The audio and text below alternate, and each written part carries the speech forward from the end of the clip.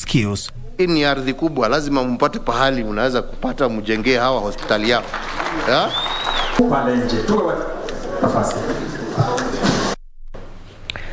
While at the same time, President Uhuru Kenyatta has been awarded the Africa Gender Award 2022 for championing gender equality and development in the country. While receiving the award at State House, Nairobi, the president commended the African Union for recognizing Kenya's leadership towards translating the AU Solemn Declaration on Gender Equality into action by making it a reality for the lives of women, men, girls and boys. The award serves as a mechanism to monitor and reward an African head of state or government that has demonstrated outstanding achievement in promoting gender equality and development within the thematic areas of the African Union Solemn Declaration on Gender Equality. You're welcome, Excellency. To say and to engage us on. I wish to express my deep appreciation, Asante Sana, for the award and to commend the Gender is My Gender campaign for this noble initiative, which is indeed an inspiration towards our efforts of fulfilling our promise of advancing gender equity and equality, empowerment of our women and girls, and a cohesive, inclusive society, both here in Kenya and on our African continent. Asante ni sana. Thank you. We are very pleased Kenya has been selected as a recipient for this award. This is after careful evaluation of the country's report on the implementation of the commitment of the Solemn Declaration of Gender Equality in Africa. I thank Gender is My Agenda campaign network and the selection team for a job very well done. Your Excellency, getting this far is attributed to a strong political leadership and support of His Excellency the President Uhuru Muigai Kenyatta. Diaspora diplomacy, cultural diplomacy. President Kenyatta during the last 10 years has led from the front, the unbeaten path, and as a consequence. Now that particular award comes at a time when eyes are trained on the political scene, just wanting to see how many women are running for elective office ahead of the August 9th polls, and how are they being treated by society, including how media coverage is handling political leaders who happen to be female. That was a conversation that my colleague Jane Jacob Curia had, and you can get it on the website, that is www.kbc.co.ke. Media and coverage of lady or rather female politicians. That was the cause of our conversation on that particular interview. Now we go to the corridors of justice, where a 40-year-old man has been sentenced to life imprisonment at Rongo Low Courts after he was found guilty of defiling a 10-year-old girl. Clippers Otieno, alias Kili, is said to have committed the heinous act at Anindo village in Awendo sub-county on the morning of November 26, 2020. Justice has been served to yet another victim of defilement. On Monday morning, Rongo Senior Resident Magistrate Raymond Langat slapped Cleophas Otieno with a life sentence after evidence produced in court proved he was guilty. The accused person to serve life imprisonment. He will be 14 days to appeal. According to the magistrate, the age assessment shows that the victim was indeed a minor aged 10 years. The complainant in this case was barely 10 years old. She was a child of tender age. The minor also positively identified the suspect as a next-door neighbor, further implicating him in the crime. Otieno Alai has been in custody after failing to raise the requisite bond of 100,000 shillings in the offences. Elsewhere, 5 former Homa Bay County Assembly officials who are charged with 11 counts including conspiracy to commit corruption, unlawful acquisition of public property and abuse of office among other charges have been found guilty of embezzling public funds amounting to 27.8 million shillings. The 5 include former County Assembly Clerk Bob Kefas Otieno, former Chief Finance Officer Caroline Sang, former County Assembly Majority Leader Michael Owino Oro, former County Assembly Minority Leader Isaac Ousonya Denge, and former County Assembly Finance Controller Maurice Amek. However, 2 officials, including a former member of the County Assembly Service Board, Judy Zomongi, and former cashier Edwin Omondi, were acquitted for lack of evidence. The accused were alleged to have defrauded the county government through irregular procurement. Now, 2 voters have filed a complaint to the Independent Electoral and Boundaries Commission Dispute Committee seeking to revoke the clearance of Machakos gubernatorial aspirant Wavinya Ndeti. The 2 complainants dispute that the authenticity of her undergraduate degree, which they say is not recognized in Kenya. As Serafina Robi reports, Mombasa gubernatorial aspirant Mike Sonko has also filed responses disputing reasons for not being cleared, which include lacking original certificates and being impeached from office.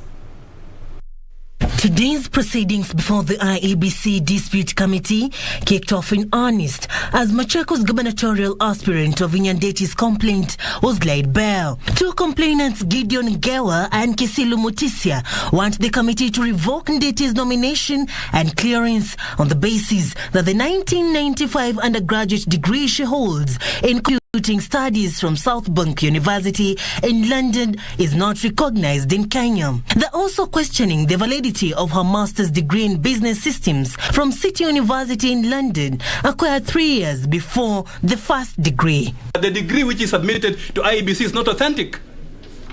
You can easily go to River Road here and produce a degree certificate under the University of London, and then you present it to the Commission for University Education. They will say that degree is recognized. Wavinya, through her lawyers, maintains that her documents are authentic and that she had been cleared to vie with the same documents in 2017.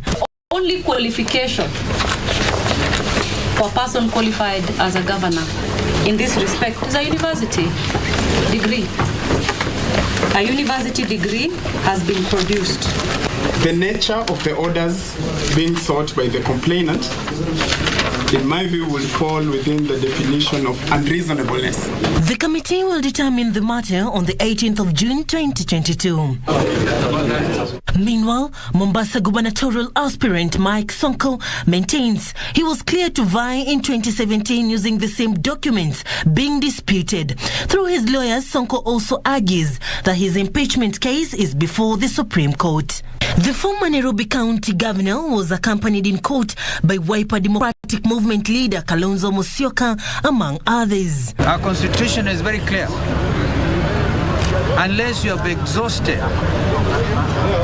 all the channels under the law, huwezi kuzuiliwa to run for any office. The matter will be heard on Wednesday, June the 15th, 2022. And while that is raging, we're going to find out if Johnson Sakaja is eyeing the gubernatorial seat in Nairobi is in the clear or not, being that Wednesday is when we're going to have the verdict from the tribunal there. Now, still keeping up with matters politics, we had to Taita Taveta and Makueni, where Azimio la Umoja One Kenya Coalition Party presidential flag bearer Raila Odinga pledged to solve the perennial human-wildlife conflict affecting communities living in Taita Taveta and Makueni counties if he is elected into office after the August polls. The Azimio la Umoja Brigade, led by party leader Raila Odinga, took campaigns to Mtito Andei, Machinery, Kibwezi, Nunguni, and Kikima in Makueni County.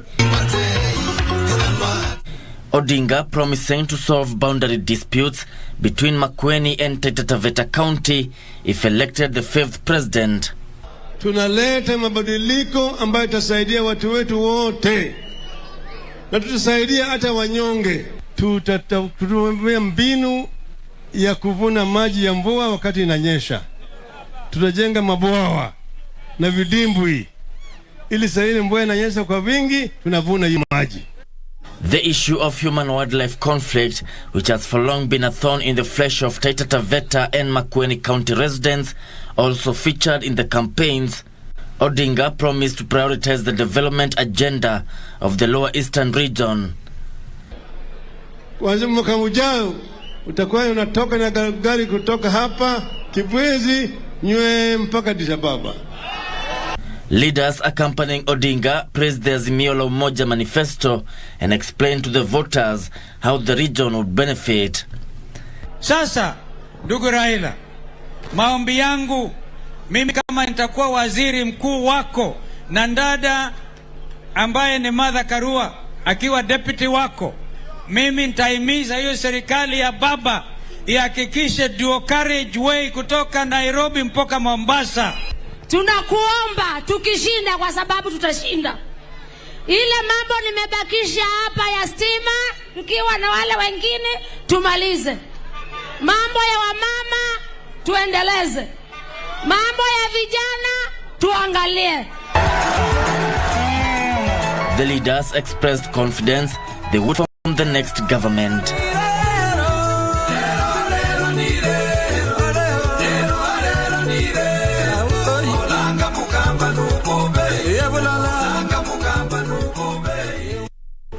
Now, away from the campaign trail, and we also focus on matters politics.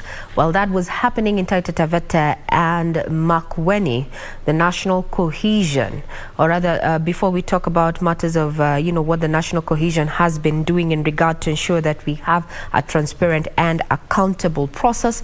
Now, Kenya Kwanza presidential candidate William Ruto says if elected president, his government will protect second-hand clothes traders and build modern markets for them. This, he was speaking when he hosted a section of Gikomba Market Mitumba traders at his current residence yesterday. Kenya Kwanza Alliance leaders on Tuesday met representatives of the Mitumba traders from Gikomba Market. Deputy President William Ruto assuring second-hand traders, also known as Mitumba traders, that his government will legislate laws to protect them and other small-scale traders if he wins the August election. Kazi ya serikali ni kuinua hiyo biashara yako, badala ya wewe kupata shilingi 200 upate 500. Nyinyi mnanielewa? Na ndio tumesema hapa kama Kenya Kwanza ya kwamba tunataka hatua yetu ya pili ni kutengeneza hazina maalum ambayo itapatia pesa wafanyabiashara wale wako chini, wale wako bottom. Deputy President William Ruto has pledged that the Kenya Kwanza government will set aside 50 billion to finance small, micro and medium enterprises if he ascends to power. Ndio tumesema nyinyi wafanyabiashara wa chini, wafanyabiashara mama mboga, boda boda, mtu ya mtumba na wale wengine, shida yenu kubwa ni mahali ya kufanya biashara. Shida ya pili ni sheria ya kulinda biashara yenu. Shida ya tatu ni pesa ya kuinua biashara yenu. Tunakubaliana? Ndio tumesema serikali hii kwa mapenzi ya Mungu tutaweka bilioni 50 kusaidia biashara ya mwananchi mdogo. Ruto said the key is in line with the bottom-up economic model which seeks to empower small-scale traders. Leaders who accompanied him rallied support for the Kenya Kwanza Alliance, saying it is the only government that is people-centered. Mimi nataka niwaambie wa Kenya, wakifuja pesa zetu hivyo, ndio kwa sababu maisha yanakuwa magumu. Ndio kwa sababu bei ya chakula inaharibika. Ndio kwa sababu bei ya petroli inaharibika. Kwa hivyo hatuna lengine bali kuang'oa kupitia kwa kura tarehe 9 mwezi wa 8 mwaka huu. The Kenya Kwanza troop made stopovers at Mara Daima and Mikuru slums in Nairobi County. At the same time, the National Cohesion and Integration Commission has launched a series of campaigns sensitizing members of the public on the need to maintain peace ahead of the August 9th pause. Now let's look at where we are in as far as matters of health, focusing on COVID-19, where the Mombasa County Health Department is urging those living or visiting the coastal city to take precautionary measures against COVID-19. Public Health Chief Officer Dr. Khadija Shikeli says that the country, especially Mombasa, has in the last few days seen a slight increase in the number of COVID-19 cases. Health officials in Mombasa County say they are on high alert as the county continues to see an increase in the number of COVID-19 cases. The COVID-19 infection rate has been on the rise in the county. Nationally, it is 9.9% infection rate, while in Mombasa, we have gone to 10%. So we are actually seeing an increase of COVID, and we just pray that it will not be another big wave or a bad wave like before. So far, so good. We are praying hard. Public Health Chief Officer Dr. Khadija Shikeli says it may perhaps be the time for those living or visiting the county to adhere to health protocols. The positive cases have all been mild. We have had 10 positive cases yesterday, 2 the day before. All mild, they've not been admitted. There isn't any high acuity of disease, no needing admission. Yeah. It's only curative kind of a care where you have to, in outpatient care setting, adopt these practices so that others who could be more vulnerable, they do not catch it. But what do locals really think about the latest figures? Heri kuvaa mask kutofungiwa nje. Afadhali kuvaa mask kuliko kufungua barabara. Wengine wetu tungekuwa tumemaliza mambo na kusoma, lakini kulingana na COVID inafanya wengine wetu bado tungali nyuma kidogo. Naona nchi isifungwe kwa sababu ikifungwa sisi kama watu ambao tufanye biashara kidogo kidogo tutaumia. Speaking at the Port Reitz Sub-County Hospital in Changamwe constituency, Dr. Shikeli lauded the strides deployed by the private sector in battling the pandemic. Port Reitz Sub-County Hospital has received a donation of the Gene Expert machine that will accelerate the turnaround time of COVID-19 testing in the county. This test is much better, or should we say it's more for emergencies. This collaboration is actually not for us, but to give the Mwananchi of Mombasa the best quality healthcare and the best outcomes. We will be together in our quality journey and in our selected clinical programs where we know that we can complement each other, which is cardiology, oncology, pathology, and many others to come. Juni Karisa Mbele from Mombasa County. If you're traveling to the coastal city, you have been advised to take precautionary measures. We're not out of the woods yet, with numbers and figures coming from the Ministry of Health indicating that 280 people have so far tested positive for COVID-19 from a sample size of 3,105 tested in the last 24 hours. Positivity rate for the country currently stands at 9%. On that note, we take a quick breather. We'll be right back.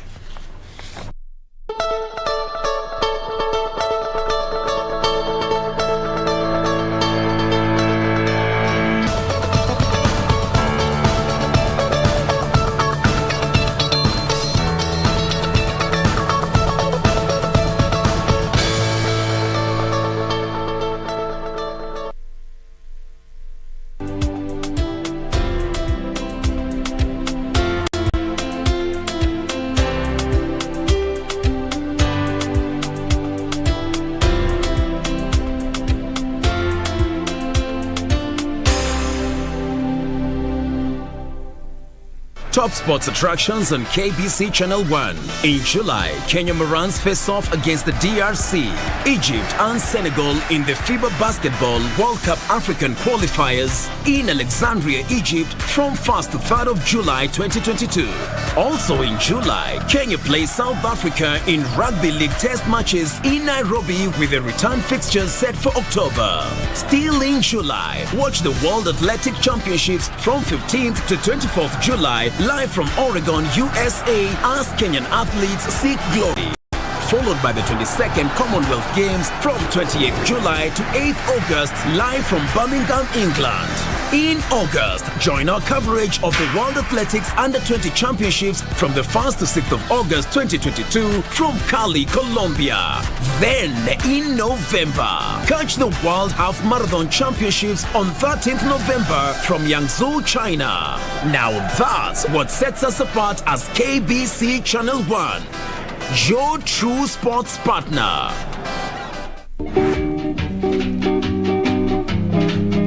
Mse, huyo tumbo karai. Ndio huyo kwa pande hii. Unaona hiyo mkono wake vile na Aise kula unga ati kilo 2 ati asibe huyu. Mse, nikikula mfuko 2 ni sako. Unaninunulianga. Hajawahi muona.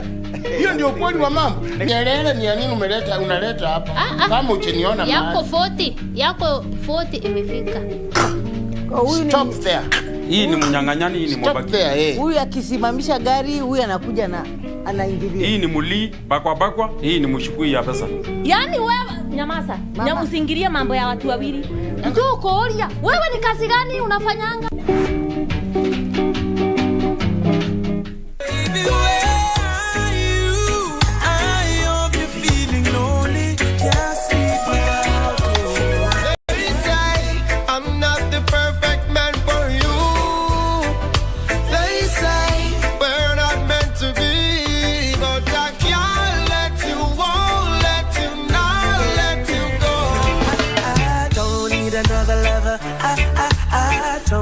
Have to bother. I found it in you, and now I feel like, oh, you're the reason why I'm thinking I don't wanna smoke all the cigarettes no more. This is what I get for wishful thinking. I shouldn't never let you enter my door. Still the one that runs to the one that I feel love to. Still the one that wants roll.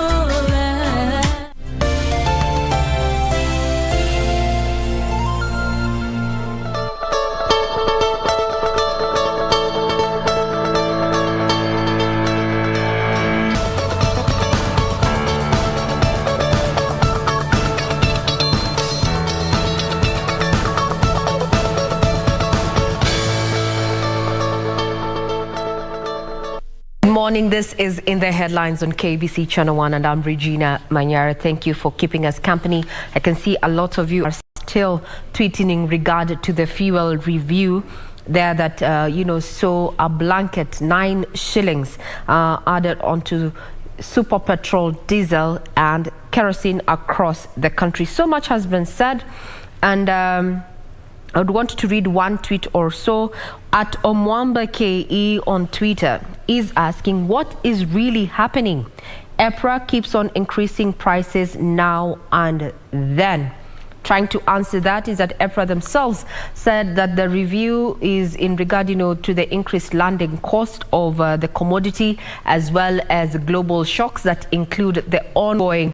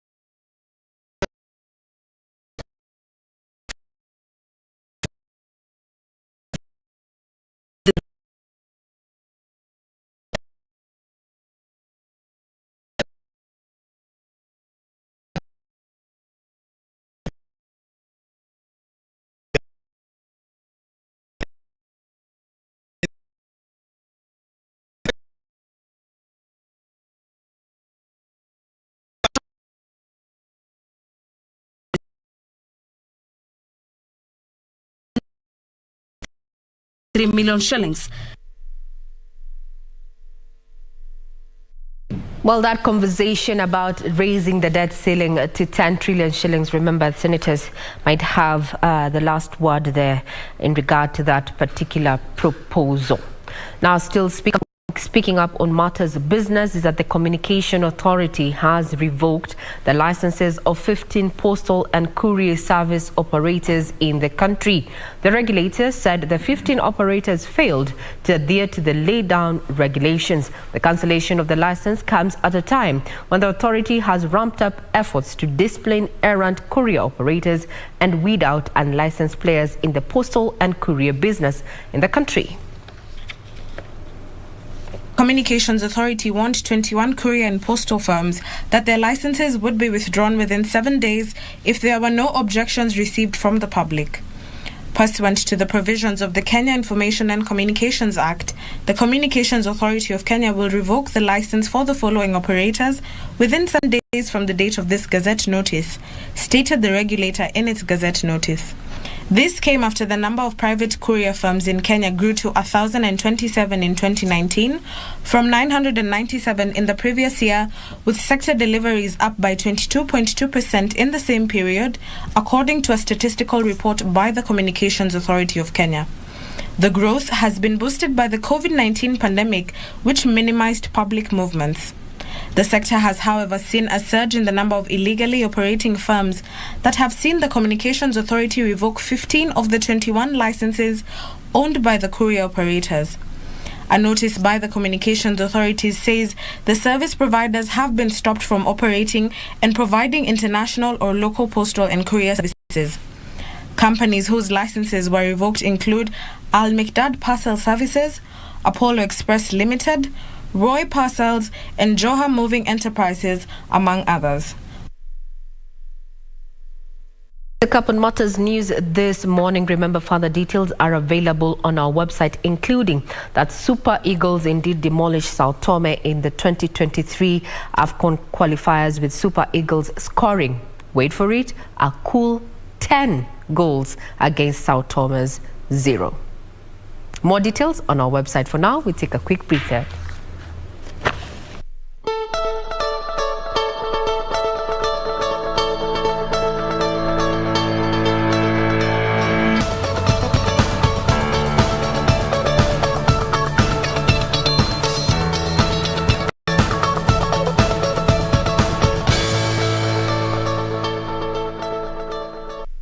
All right, now let's take a look at the local dailies here. I've got two newspapers, The Star and the Daily Nation. Let me start with the Star newspaper. On the front page, Kalonzo refers to Uhuru case in Sonko defense. Wiper Boss says that though removed, Mike Sonko hasn't exhausted appeals. That is, he was citing President Kenyatta, Ruto, who ran in 2013 despite ICC charges. Sonko was at the IBC Dispute Committee yesterday for the hearing of his case at the Milimani Law Court. Rungai woman recounts her ordeal of horror, and so far police say that they have arrested 2 suspects. One of them is the M-Pesa attendant, where 240,000 shillings was sent, and the person who withdrew the money. So 2 suspects are in police custody. Only 608,000 youths to benefit from Kazi Mtaani Phase 3. That is, this comes after 1.2 million youths registered for the program last November. So Kazi Mtaani is a national initiative launched in April 2030 to cushion the most vulnerable but able-bodied citizens. Okay. State borrows 3 billion shillings per day as Senate gives blank check for more. The government borrowed an average of 3 billion shillings per day in the last 1 year to push Kenya's debt portfolio to 8.4 trillion shillings. That is according to a new report. Now, the disclosure comes as the Senate is expected on Wednesday, that is today, to stamp the National Assembly's approval of the National Treasury's bid to increase the debt ceiling to 10 trillion shillings. All right.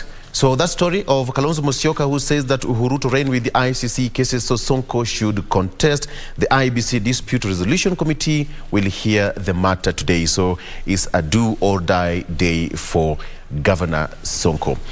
Okay, so let me take a break on that and hand it over to Doreen. Then I'll come back with the Daily Nation. Doreen.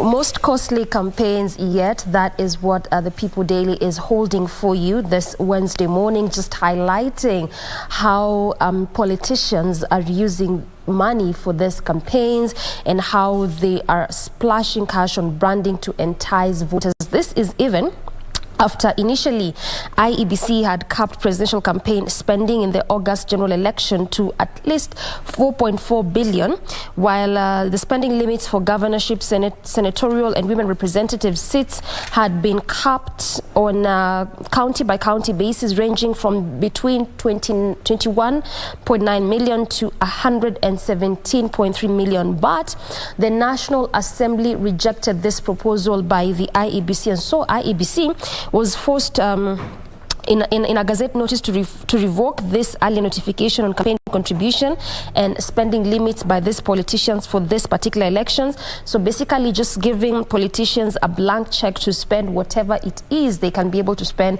in this campaign. And just going by this particular article, it shows how these politicians are defying hard economic times to pump billions of shillings in the campaigns, ranging between not even actually between over 5 million in just in actually over 1.25 million in a single week in terms of campaigns. So if you do the math, you can imagine how much that would cost a single politician in a month.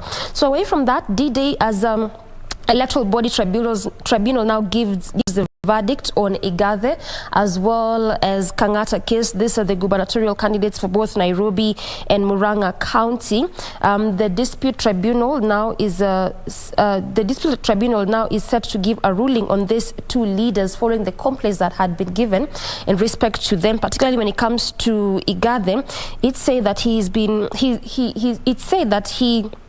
being accused of being unfit to hold public office following his resignation in 2018 after his fallout with the then Nairobi Governor Mike Sonko. When it comes to Irungu Kangata, he's being accused of asking the returning officer to change the date of presenting his nomination papers to enable him confirm whether his running mate Winnie had resigned from her job on time. Remember that it was required for those that were seeking to vie for elective positions and were working in public office had been given a specific timeline in which they were supposed to resign, but there had been issues when it came to Kangata's running mate in respect to her resigning on time, and so now he's being accused of averting the dates just to favor him and his running mate. And so lastly, the school calendar may be adjusted over elections, whereby it is now scheduled to start 2 days after that. Is the school calendar is now scheduled to start 2 days after the general election. So in essence, just it's starting on August 11th, which was not the case, but because of elections, now it is set to be so. And so now what is happening is that most learning institutions now have adjusted their learning programs accordingly to fit within the schedules and the timelines, because at the end of the day, the school calendar will just be adjusted because of these elections. Regina. Well, a sneak peek of the paper that I have this morning being the Standard. Tough times ahead as petrol hits 160 a litre. That is after the review by EPRA yesterday. This is definitely going to have a ripple effect on our socio-economic activities as a country. So you need to tighten that already tight belt. Now, in a world news is that UK asylum seekers fly to Rwanda, and unconfirmed reports from our reporters and persons in Rwanda, it emerges that this particular flight has been banned, or rather denied entry into Rwanda. So what next for these asylum seekers from the UK? We'll be keeping tabs on that. And also when it comes to making food available at your table, remember we value maize and see it as a staple crop. Now there is a looming food crisis as prices of maize go up. Big read on this particular issue this morning, being the 15th of June 2022, with 54 days to go. Warning signs of a supreme battle. The scribe opts to go with this kicker, and I'm going to read it as is. Leading presidential contenders are flagging issues that compromise a free and fair poll and are actively documenting them in what is seen as governing as the evidence that could come in handy if they find themselves challenging the outcome at the Supreme Court. Quote unquote here is Deputy President William Ruto and Azimio la Umoja Kenya presidential candidate Raila Odinga seem to be preparing grounds for challenging the results. Both teams have raised issues that could be pertinent in the case, in case they find themselves at the Supreme Court seeking to overturn the presidential elections. We have been through this even in 2017, where we made history there by having the presidential polls nullified there. Now, one of the strategies employed by both presidential teams has been documenting the shortcomings and breaches that are thought or could compromise the electoral process. On the other hand, IEBC continuing to maintain that they are ready and willing to conduct a transparent election there, and a fair one for that matter.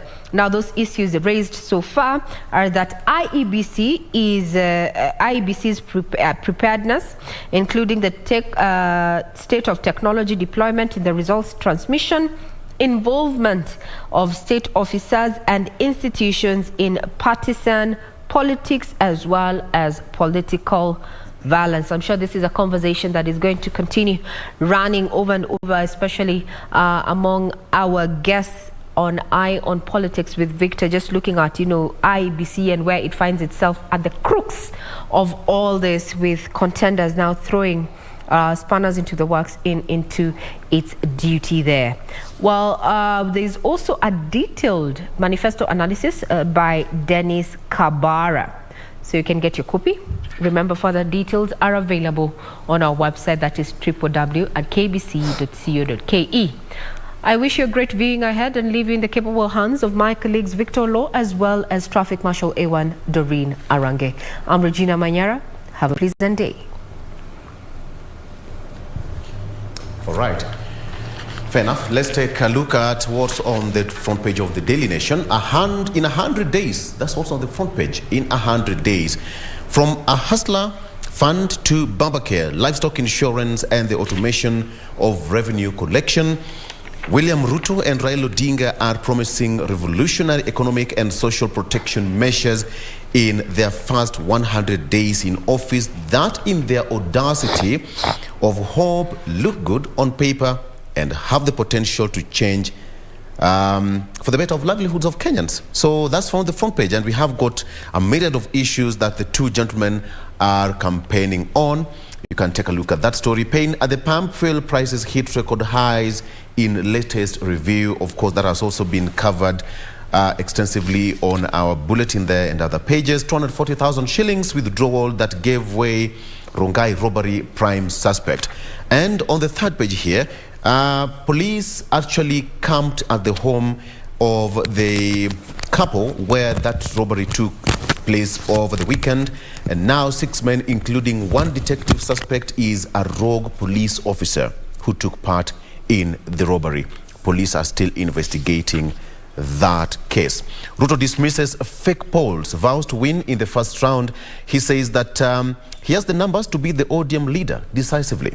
He was speaking yesterday at his current residence where he met leaders from the Kibera and part of Nairobi to drum up his support. I'll bring water to Kambani, says Raila, that he said yesterday in Makueni, in Kibwezi in Makueni County, and has pledges mega water projects as he seeks to boost his chances of bagging the 2.7 million votes in the region. All right, the Kalonzo story is also featured here. Kalonzo backs Sonko in IEBC case. He says that Wiper Party has lodged a complaint protesting the decision to bar its candidate from the Mombasa governor race. As we said earlier, Sonko will know his fate today. Lastly, petitioners want Ndeti's clearance for poll repealed. Petitioners want IEBC to allow them to scrutinize former MPs' academic papers. That is according to Ndeti through her lawyers. Eunice Lumalas and Ochieng Oginga, who asked the tribunal to dismiss the complaint. So it's still a busy day at the IEBC tribunal sitting at the Milimani Law Court, which should be running for the next few days, as most of the candidates will be knowing their fate day by day. Doreen. And look at that story on the most costly campaign yet, and how politicians are really just defying the hard economic times. We just talked about the fuel price increase, talked about hard economic time, cost of livings, but then how are our politicians really getting all this money to be spent on the campaign trail? Now, listen to this.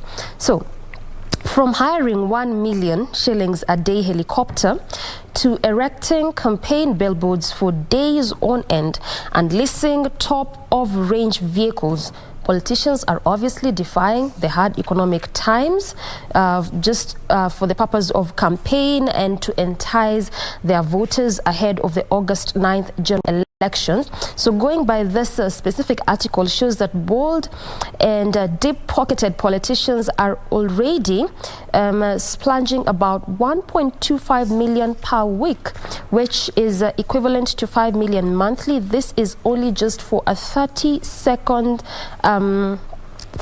of political advertisements on prime time TV.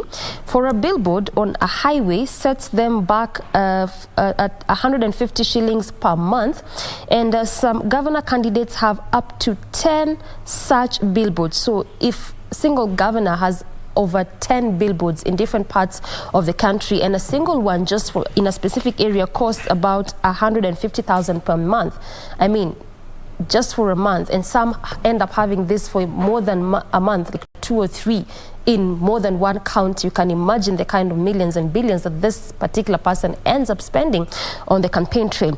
Now, continuing with this article just shows that that's at various locations within the counties, and again for presidential candidates have as many in nearly every county. Again, just going to show you how much these leaders are spending just for the purpose of enticing their voters ahead of this general elections. Now, again, remember that this also came at a time when IEBC had capped the amount that politicians were to spend on the campaign trail, but the National Assembly rejected that, and so it forced IEBC to go back to the drawing board and revoke that notice, hence allowing politicians to spend as much as they want on the campaign trail. Lastly, also, let's look at this story on the Kazi Taani, whereby now the Transport Cabinet Secretary, that is CS Macharia, is now ravishing the claims as it had been put by some politicians, citing the fact that the ministry was planning to slash the wages for the workers as well as supervisors in this Kazi Mtaani program. And so in a statement, the CS said that the payment will remain the same even as they continue with in the third phase of this program. But that so far they've done the first and the second phase, and now they are thinking of getting into the third phase. This will run again for the next 3 months. So if this wages in a way they are cut out is actually wages for the youth under the program are at 455 per day for workers and 505 per day for supervisors. And according to the transport CS, he says that this is going to remain as is and nothing is going to change for both the workers and the supervisors. And that particular story puts a cap on what we had in store for you on in the headlines, particularly just exploring what the different dailies are holding for you this morning. But Good Morning Kenya still continues. We have a lot in store for you in terms of our various conversations slated for you this Wednesday morning. Stay put. All right, so let's take a break, and when we come back, we'll be having that discussion with Paul Ilado, who sits at the Presidential Debate Secretariat. That is an interview that you don't want to miss. Shortly after this break.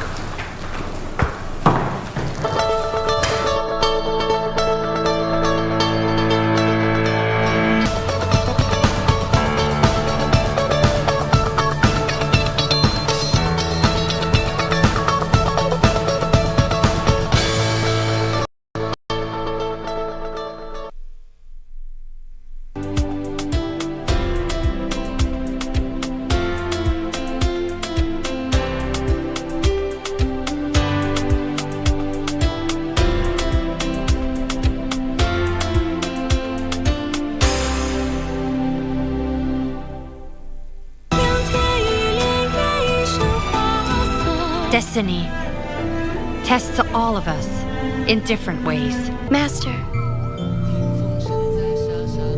my mother gave me energy. What are you thinking? My lady, it's bad. What do you mean? Does she know I'm here? Yeah, she knows. But you know, she's the Duchess of the East. Her duty is to protect the land. Do you know anything about this character, Griffin? Huh?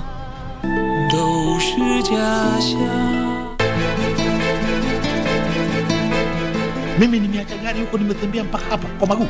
Tena basi boss, huu safari huwa anaenda beach. Juzi na jana ulikuwa ukifukuzwa hapa kama mbwa. Leo nakula unaegesha gari kwa majivuno sana. Hatuna tofauti. Wewe jina lako lilikuwa sumu na nini? Leo uko huko ndani unatembea tembea bila hata hofu. Mzee, unielewa nini pia huwa huyu safari ana mchezo. Labda amekwenda beach. Wewe hebu funga ile domo lako. Na sasa nasikia kuwa wewe ndio umempungia safari ndani ya hizo. Ni kwa sababu gani? Abantu ba Minto Buyamore, stesheni inayoipenda ya Minto FM inakualika ujumuike nasi katika bonge la roadshow itakayofanyika kwenye kaunti ya Nyamira siku ya Alhamisi tarehe 16 Juni. Msafara wa Minto FM utapitia Kijauri, Nyansiongo, Manga, Keroka, Gesima, Mosoveti, Konate, Langenyo, Nyamira na Miruka. Nayo tarehe 17 tutatembelea maeneo ya Ikonge, Ekerenyu, Magwangwa, Magombo, Tombe, Kemera, Omogonchoro, Getare, Jogo na kumalizia mjini Kisii. Kutakuwa na vichekesho, burudani na zawadi kemkem za kushindaniwa. Pia utakutana na kikosi kizima cha watangazaji unaowaenzi. Minto FM yenye karuga y'ubuhusi.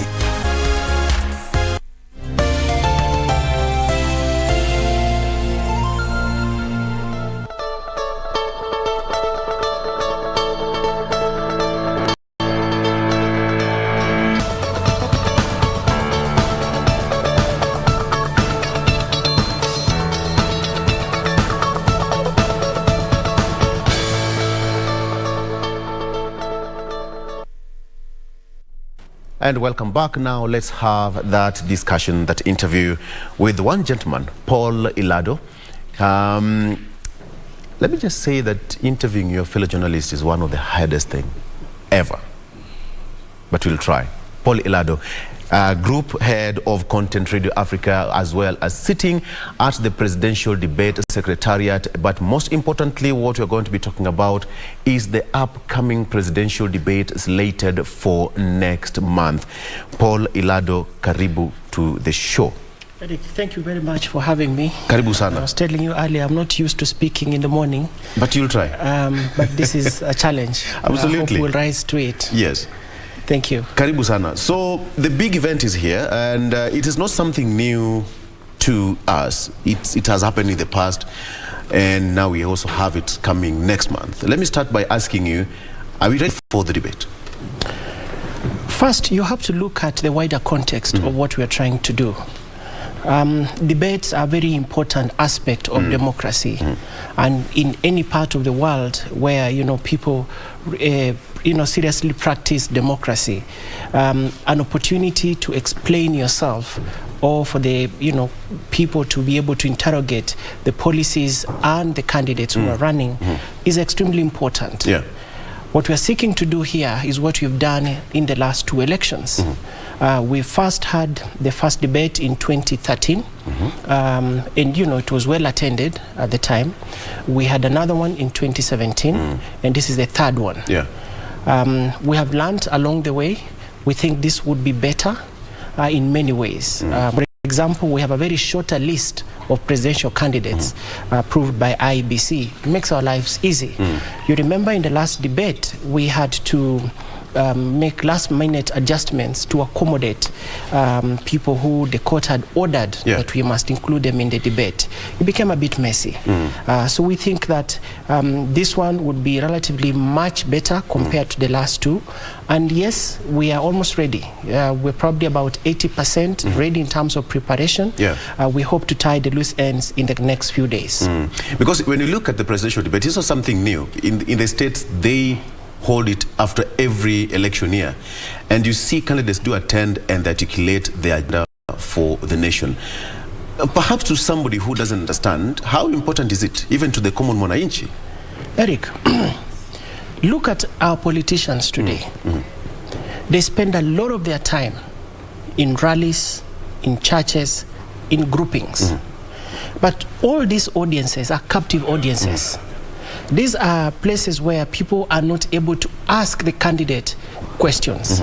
In fact, I have seen some of the forums politicians have been undertaking, and you can see they're well choreographed. Yeah. People are not given a chance to ask the critical questions, the uncomfortable questions, the most difficult questions. What we're seeking to do with the presidential debates is provide an opportunity to interrogate these candidates. And you know, when someone appears, you know, for 90 minutes before primetime audience, you're not just able to listen to what they have to say, but you have to look at their body language, because that is a much louder communication about them and how they are able to deal with issues, including with their temperament. If you want to be president, we have to see you. We have to be able to scrutinize everything that you are doing, including how you might react, you know, to some of these things. Exactly, because when you're pushed to the corner. In that position, you'll be insulted, you'll be praised. We would like to see how will you deal with those things. Most importantly, they are pressing issues. You know, we want to hear what you have to do, what you're going to do with education, what you're going to do with security, you know, governance, you know, the fight against corruption, you know, and we will take you to task. So give us the answers. So anyone who is serious about becoming our leader, this is the forum. And we're placing it just closer to the election, because you've had all the time to campaign. Now come and sit with us and tell us, because there will be wider thematic areas which, you know, we will share with you and say, look, address us on these issues.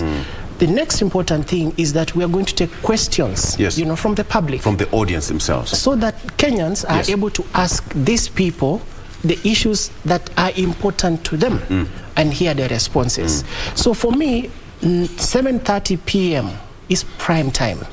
And this kind of debates are going to be aired by everybody, from radio stations that we have. I think there are about 200 radio stations, to the TV stations that exist. Now, you must be out of your mind not to take this opportunity to come to this debate. It must be a tedious job, because when you talk about the preparation that come with it, 200 radio stations, it has to be synchronized in such a way that everybody gets an opportunity to broadcast that debate.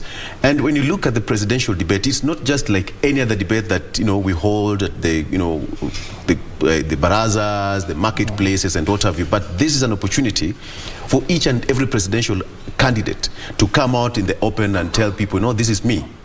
And as you said, temperament, body language, articulation, mastery of your language, and so much more. But then, before I get into that, how much money is spent on this?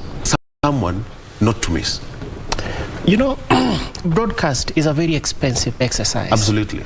And to be able to put together this event, there is a lot of logistical support that you need. Our estimates and our budgets are running into about 200 million plus. That's a huge budget. You must secure the venue. You must be able to get the broadcasting equipment there. There's a whole team of people behind the scenes getting these things done. It's a huge investment.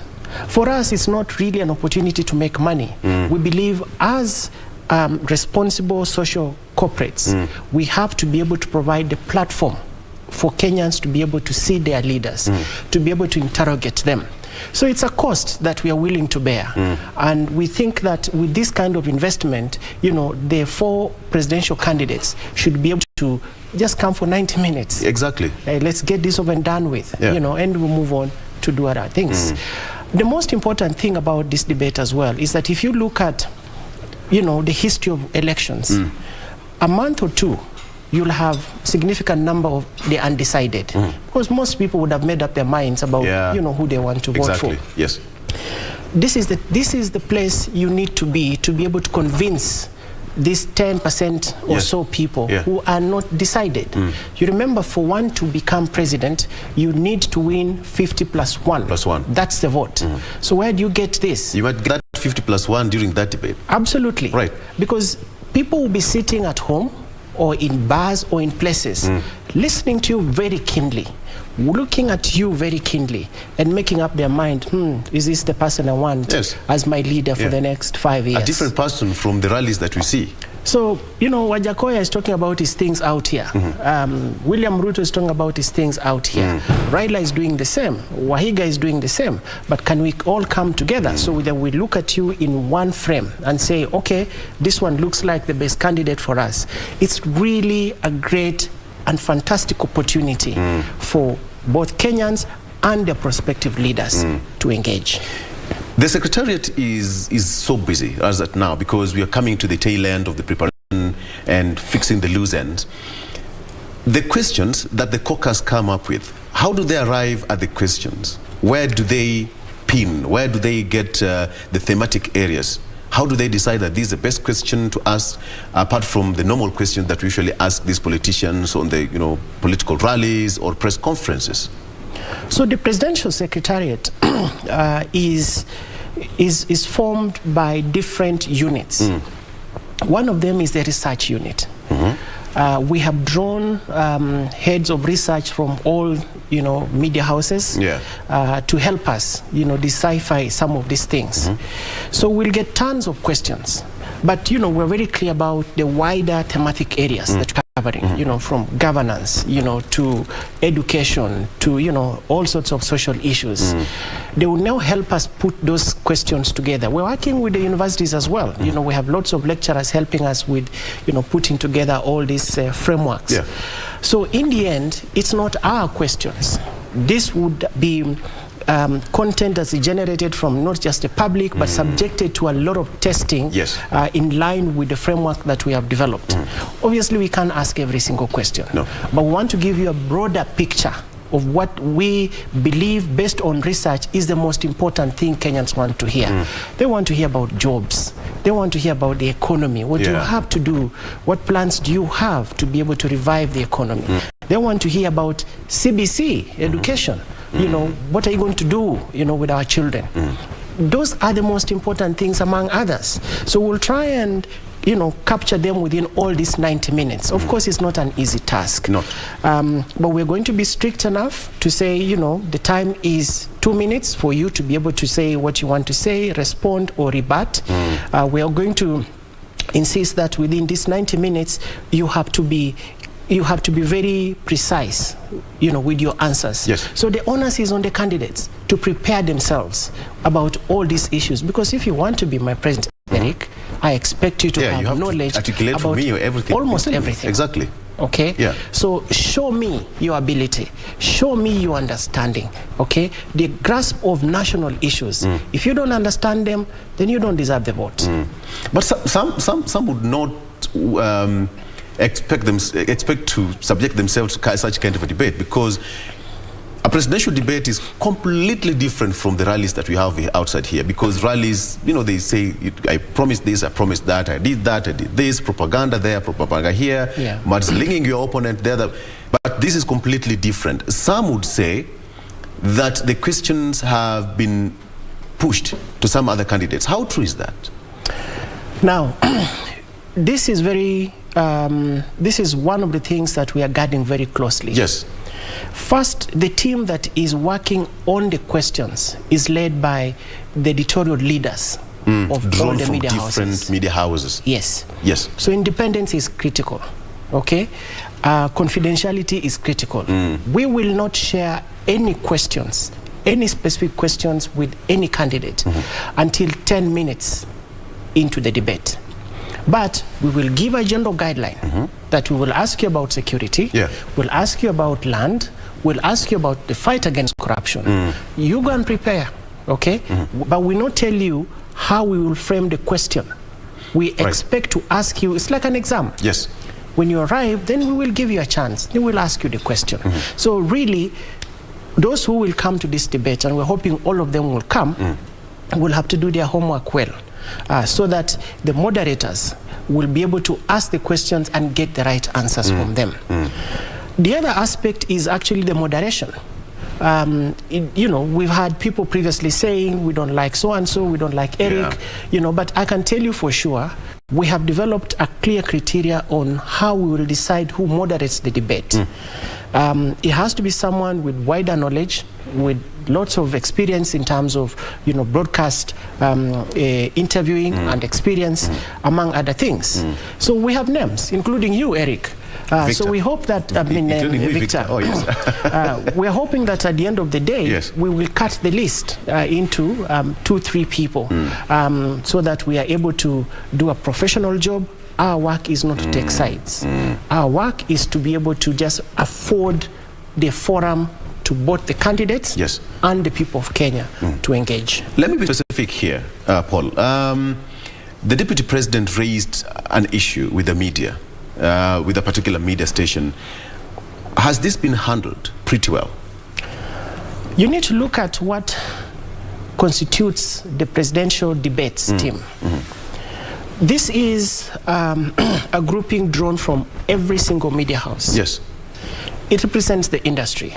It's led by the media owners, the Kenya Editors Guild, and the Media Council of Kenya, which is a government institution. Now, when we come and sit together, we all leave, our institutions and the policies of our institutions, and come and begin to look at this from a very different perspective.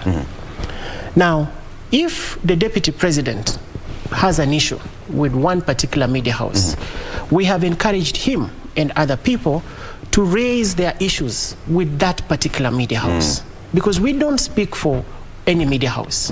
We speak for the presidential debates team. And if he's unhappy with the responses that the media house gives him, he has a second opportunity. Go to the Media Council. They have a Media Complaints Commission. They will be able to listen to him. And the Media Complaints Commission is a quasi-court. It's like a court. They will be able to issue an order which will be respected by the respective media houses. So for us, really, we think that you may have an issue with one particular person, but please allow us to just give Kenyans an opportunity to interrogate what your thinking is, what your policies are, and what you're promising us. You can see in 100 days, people are promising all sorts of things. We just want to understand the finer detail. How will you be able to achieve this?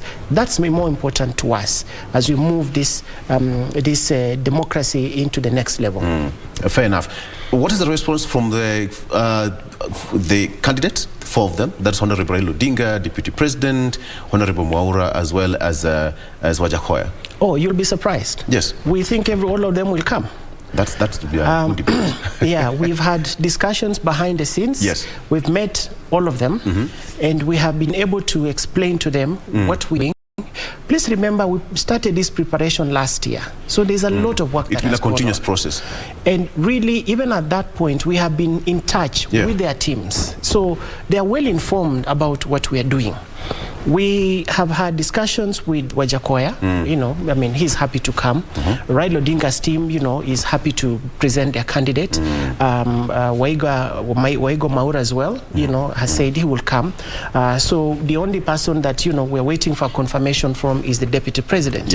And from our discussions with him, we believe that he will be able to come. Paul, paint for me a picture, because in 2017 I was at Kwea during that function. How different will it be this time around? From the past, the mistakes, the loose ends, that some of the mistakes that we faced as a media, how different will it be this time around? The beauty of doing something repeatedly is that you are able to learn. You make your mistakes, but you learn from them. Absolutely.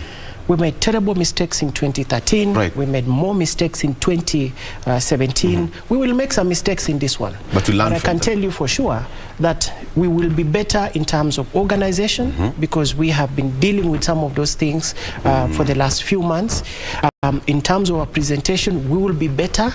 In terms of the hosts, we are going to choose the best people, not just to moderate the debate itself, but also to undertake the analysis before and after, and we'll have a research team, yes, okay, with us all the time, so that if there are any issues that emerge at the time, there's a quick discussion around it, we all agree, you know, there's a whole system in place that then allows us to be able to accommodate as many views as possible, but also ask the questions that are most relevant and important.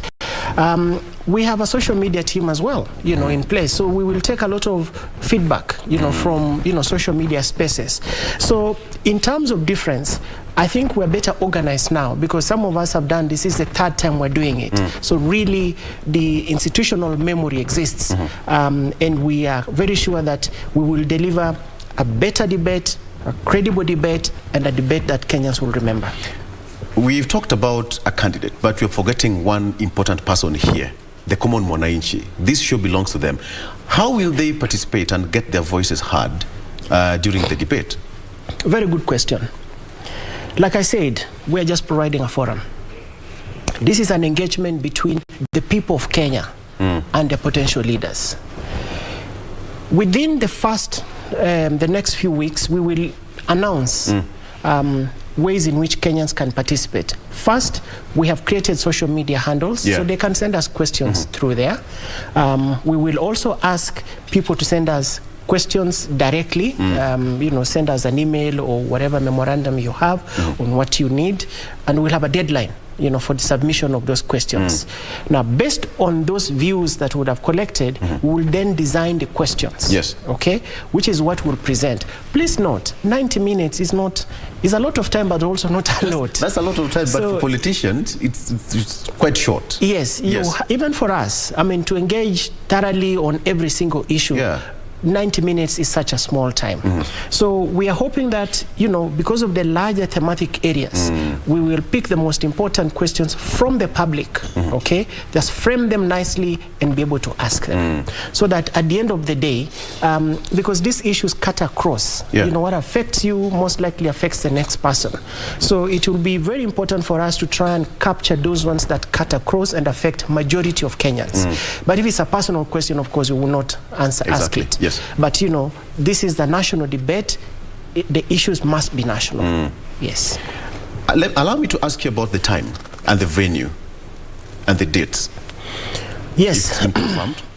Yes, we have, we held it in Catholic University the last time. We are going back there this time round. That is in Karen. That is in Karen. Why we choose the venue is because the venue has, you know, enough facilities for us, and we think there's enough space for us to be able to mount, you know, what we need to mount there. So that is a venue. It is safe, it's secured. The first debate would be on 17th or next month. Let me just confirm the dates. I think we agreed on that yesterday. It's not 17th, it's on July the 11th, which is a Monday. So we will have 3 debates. One running mate debate, and then we have 2 presidential debates. So the first presidential debate will be on July the 11th. It's a Monday from 7 p.m. We'll be ready to go. The second presidential debate will be on 28th of July. So we are hoping that, you know, all the candidates will come back, just in case there are issues which we didn't ask in the first debate. We can be able to ask them in the second debate, but also incorporate emerging issues at the time. Right. The one for the running mates is on July the 20th. So we hope, you know, all the running mates will be able to attend. We have engaged them, we have written to them formally, and, you know, we are confident that they will all be able to turn up on that day. The venue remains Catholic University from 7:30 p.m. Yes. What are the rules of engagement between the sector players and the candidates? Oh, this is important, and thank you for raising it. You know, for any meaningful discussion to take place, there have to be some basic rules. And the first one is, one, where any communication is formal between the secretariat and the candidates, so that no one comes back to say we were not informed. I was not invited. The engagements are pretty open. If we're going to meet any candidate, we will announce it so that no one feels like we are favoring one person or the other. We're even careful about how many meetings we undertake with people. Yeah, so that, you know, there is a sense of fairness and equity in what we're trying to do. So the second most important thing is that we expect people to be civil. You know, it's just common sense. Don't come to a debate and insult your opponent. Okay, this is an opportunity for you to just explain yourself, explain your thinking. Okay, so there has to be decorum, and if no one, I mean, if someone misbehaves, we'll kick them out. You know, we will retain the power to decide the right of admission. Thirdly, we have made it very clear to all the candidates that we will not share the questions. Okay, that's the biggest rule. That is the most important thing. Yes, you go and do your homework. You have teams, let them prepare you. Okay, but we will not give you leakage. Neither we indicate, you know, specific subjects that we want to speak to you about. In terms of fairness, you will come in 10 minutes time before we get into the debating center. We will do some sort of raffle, which then also will show us who stands where, okay, which podium, okay, so that we don't choose for you. You don't come and tell us then later that you chose for me this podium, that's why I was not able to speak properly. So we'll do a raffle, and whoever picks the first podium and the last podium then goes to that podium. And so while there, the moderators will state clearly, one, how much time do you have? Okay. What is the format of the debate? We'll take 15 minutes and then we'll take a break, another 15 minutes and we take a break, just to allow, you know, people to be able to take a cup of a glass of water and, you know, think a bit more critically about the issues that are being raised. So all this will be laid out very clearly. We have already shared the rules of engagement with all the candidates. All the candidates. Okay. That's a good one. Yeah, so it's up to them to prepare for them. It is very clear, the rules are not changing, and we expect that they'll be able to abide by them. So that at the end of the day, like I said, we just want to have a good conversation. Exactly. Okay? Yes. Let Kenyans be knowledgeable, let Kenyans understand who their leaders are and make their own decision on who they want to be their next president for the next 5 years. You know, this debate comes at a time where we are facing a serious challenge. The corona pandemic is not here not out with us yet, and the government is saying that we have to be very much careful. Catholic University has a big hall, and it can accommodate quite a big number. The production aesthetics, how will it be? Will it be open to the public, and to what number? Now, for obvious reasons, one, for security reasons, we will not allow many people in. Yes. We have told all the candidates just how many people we will need from them, and they are not more than 10. Yes. You know, so that we minimize the number of people within the hall. And also, we have to give the public a chance to come and sit and watch the debate and listen, and if possible, you know, make their contribution at that point. So the numbers will be managed. We haven't decided exactly how many. The logistics team, I think, will be at Catholic University today to work out the numbers. So then we are able to distribute among us the most important people we think should come to the venue. Absolutely. So in terms of broadcast as well, we will have, you know, broadcast signals available to anyone who wants to broadcast. But of course, you know, certain rules. We would expect that you know, the debate is uninterrupted. Whatever you do with the signal, make sure that the debate for 90 minutes is uninterrupted. You know, you can get your commercials before that or after that or during the break, that's fine. But for us, the most important thing is to allow the candidates to talk and talk to Kenyans. You know, Paul, most of the candidates, even as Kenya Broadcasting Corporation, we also have our gubernatorial debate. But some of the candidates you hear say that these debates are meant to demean, to embarrass, or just to expose us to the audience or to the public or to the voters out there.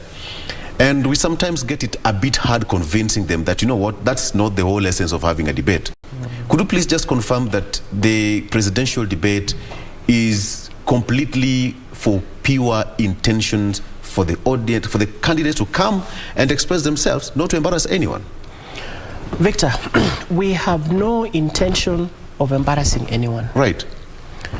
Our work as journalists is to rise above any side and provide a professional service.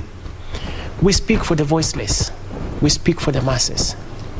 What we're doing here is to exactly bring those issues which are being talked about in bus stops, in barazas, in places, bring them to the table, the national table, and have our leaders respond to them. I said before, this is an industry-wide engagement. Where I come from doesn't matter. Who I work for doesn't matter. What matters at this moment is opportunity to be able to interrogate these people. So anyone coming to this debate should not fear. We have nothing personal. There is nothing malicious about it. And if you are true to yourself, you have no reason to hide. You want to be president? For heaven's sake, allow people to interrogate who you are. And they will look at you from the way you dress, to the way you speak, to the way you stand, to the responses that you give. Because then that gives them a better opportunity to make a judgment. For example, I mean, you remember the Clinton-Trump debate. I mean, those two were two different people. Yes. But the audience was able to see who between those two people has the right temperament. You know, you don't want your president to be reckless. You don't want your president to be not to be able to take criticism well.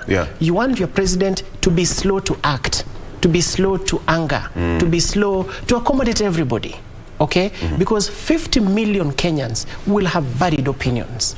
50 million Kenyans may not love you, all of them. But at the end of the day, you are the leader. So how do you manage all these facets of society? How do you deal with all this varied opinion? How are you able to address all those issues? That's what we are hoping to do. So the debate is not just about you answering. It's how you do it. It's what you say, how you say it. That is a complete picture of, you know, that we want to bring to Kenyans. They don't get to see this in rallies. You can see people go to a rally, they are disorganized, the candidate, you know, comes to speak for 5 minutes and says what he wants to say and goes away. You know, but here, you are not in control. We are in control, okay? So then we put you to task and allow you the opportunity to ask, and we'll do it in good faith, utmost good faith. And like I said, all these things have been discussed with all the candidates. The script is the same. The letters we are writing are the same. So there shouldn't be any reason for anyone to worry or to be concerned that there will be bias in this discussion. All right. I don't think, but okay, when you're free to answer that. Is there a particular time that we'll have all the presidential candidates, all of them, same podium, and their running mates at the same podium? Running mates, same day on the same podium, and the presidential candidates, same podium, all of them? No. We have separated those candidates because we believe that the time is not sufficient. 90 minutes could not be enough. For us, the issues the president must handle, okay, are extremely important. The running mate is an assistant to the president, okay? So whereas they are equally important, I think the most important person is the leader of that coalition or that presidential ticket. So we thought that it's important that we give Kenyans an opportunity to look at the presidential candidates alone, and then look at the running mates alone. You know, the running mates should be people who are to rise to the occasion. In case the president is not able to function, I mean, the deputy has to take over. So who is this deputy? And what does this deputy stand for? That is as important as the president himself. But we think that to be able to interrogate these two people, then we have to separate and give them each their respective 90 minutes to explain themselves. Paint for me a picture. Lights, camera, action. How does that look like on television for those people who will not be at the Catholic University? What should they expect? Expect a fantastic display. We have done a lot of work around branding. First, the studios will look excellent. You know, this will be state-of-the-art studios because you can tell the investment that we put in. With about 200 million shillings going into this exercise, you can imagine the kind of stuff that we are going to do. But other than the display, I mean, for us, really, the moderators will have to be the best people we have at the moment. Yeah. And the best people who can articulate, you know, these questions. So the engagement would be extremely professional, the engagement would be fun, and the engagement would be interesting. We don't want you to sit there and get to sleep, okay? Our work is to try and keep this debate entertained alive. At the same time, right? Okay. Yes. If the candidate is boring, we have no responsibility to that. But our moderators will be people who are able to ask the right question in the right tone and in the right manner. Okay, so that it gives us the opportunity to continue listening and watching for 90 minutes. Other than that, like I said, we have, you know, done a lot of work around research and questioning and, you know, the logistics around it. Expect a seamless process, you know, from the moment, you know, the candidates walk in to the time they leave. We don't expect that it will be hitches in terms of transmission, in terms of the quality of transmission. So expect a world-class, really broadcast on that day. And of course, the issue of security, that's something that, you know, all the presidential candidates will take into consideration. Security taken care of? So we are working with the IG to ensure that the venue is safe. In fact, in the last 2 weeks, there will be policemen stationed there. So all the security arrangements would be ready by the time the debate happens. We have informed the candidates as well to ensure that, you know, this happens. Like I said, all the arrangements have been discussed with them, and they include security. So they know what is expected of them. And like I said earlier, we do not expect a crowd to accompany the candidates. We expect just the most important people to come to this debate and let the candidate, you know, discuss his issues with the rest of the country. All right. Well, I'll give you, because I'm told you're running out of time, the last word, closing remarks. Probably if you can just go through the date on that particular day, then we can wrap it up.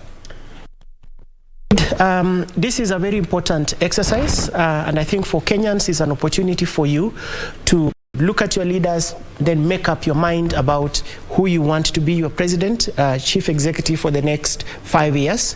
Please take this note, take note of these dates. July 11th is the first debate. Wednesday 20th is the first running mate debate and the only one. And then the second and final presidential debate will be on July 28th. What are we trying to do? We're trying to let you have an opportunity to engage. We hope that if you haven't made up your mind, this is an opportunity for you to make up your mind finally. And then let's all come out and vote with the knowledge of who we are voting for. At the end of the day, that's all we have to do as the media, as journalists, give you a phone so that you can make an informed decision. Paul Ilado, Group Head of Content, Radio Africa, and sitting at the Secretariat of the Presidential Debate, slated for next month. I can't wait to find myself at the Catholic University. Gentlemen, thank you so much for coming. Thank you for having me. As you said that you are not an early riser, this is what you do, but you've done your best. Thank you. Thank All you. right. Thank you so much. Let's take a break, but when we come back, we'll be having that discussion, another interview with Honorable Moses Muturi, aspirant, Member of Parliament, Badare, as well as Honorable Said Mohammed, a Senator aspirant, Mandera. That is coming not too long from now. Let's take a break. We'll be right back.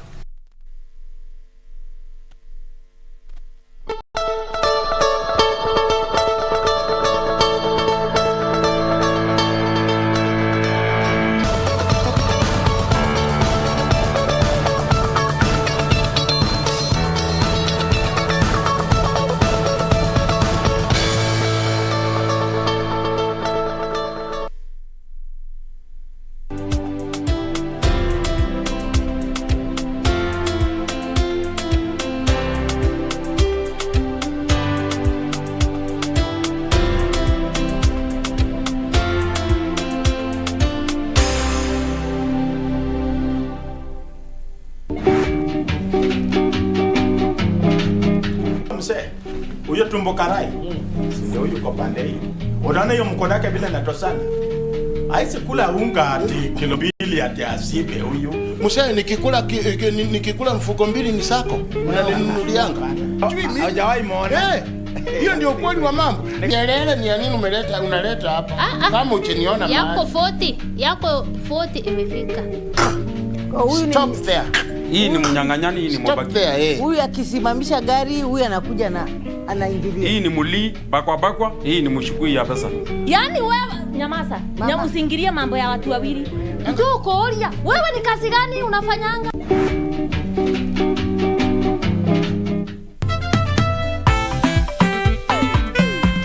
Guys, this school is Diroke.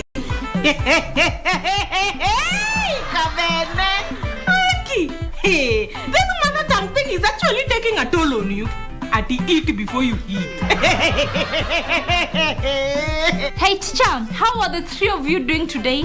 Mwalimu, by the way, our in the twins and doing inside the test, don't mind. Twins, eh? Mtu akona twins anaweza kuwa alikuwa na mwaga chawa hiyo design alikuwa na mwaga chawa jana. Oh, sorry guys, blame it on the baby spray, eh? Very forgetful.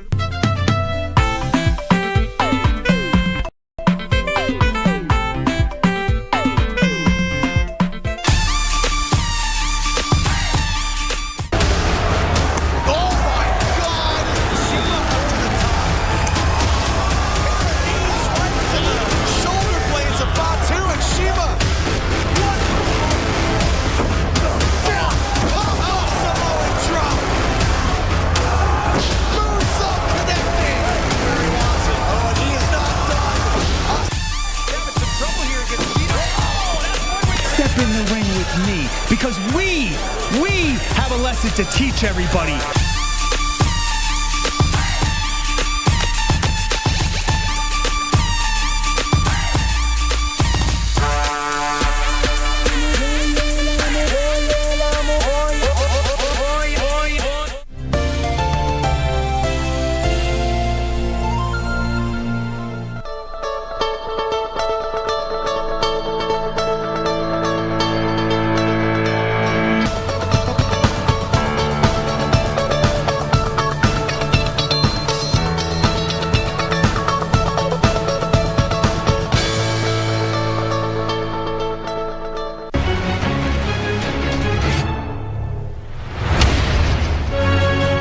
Patrick Gishuhi Ngove was born and brought up in Nairobi's Kangemi estate.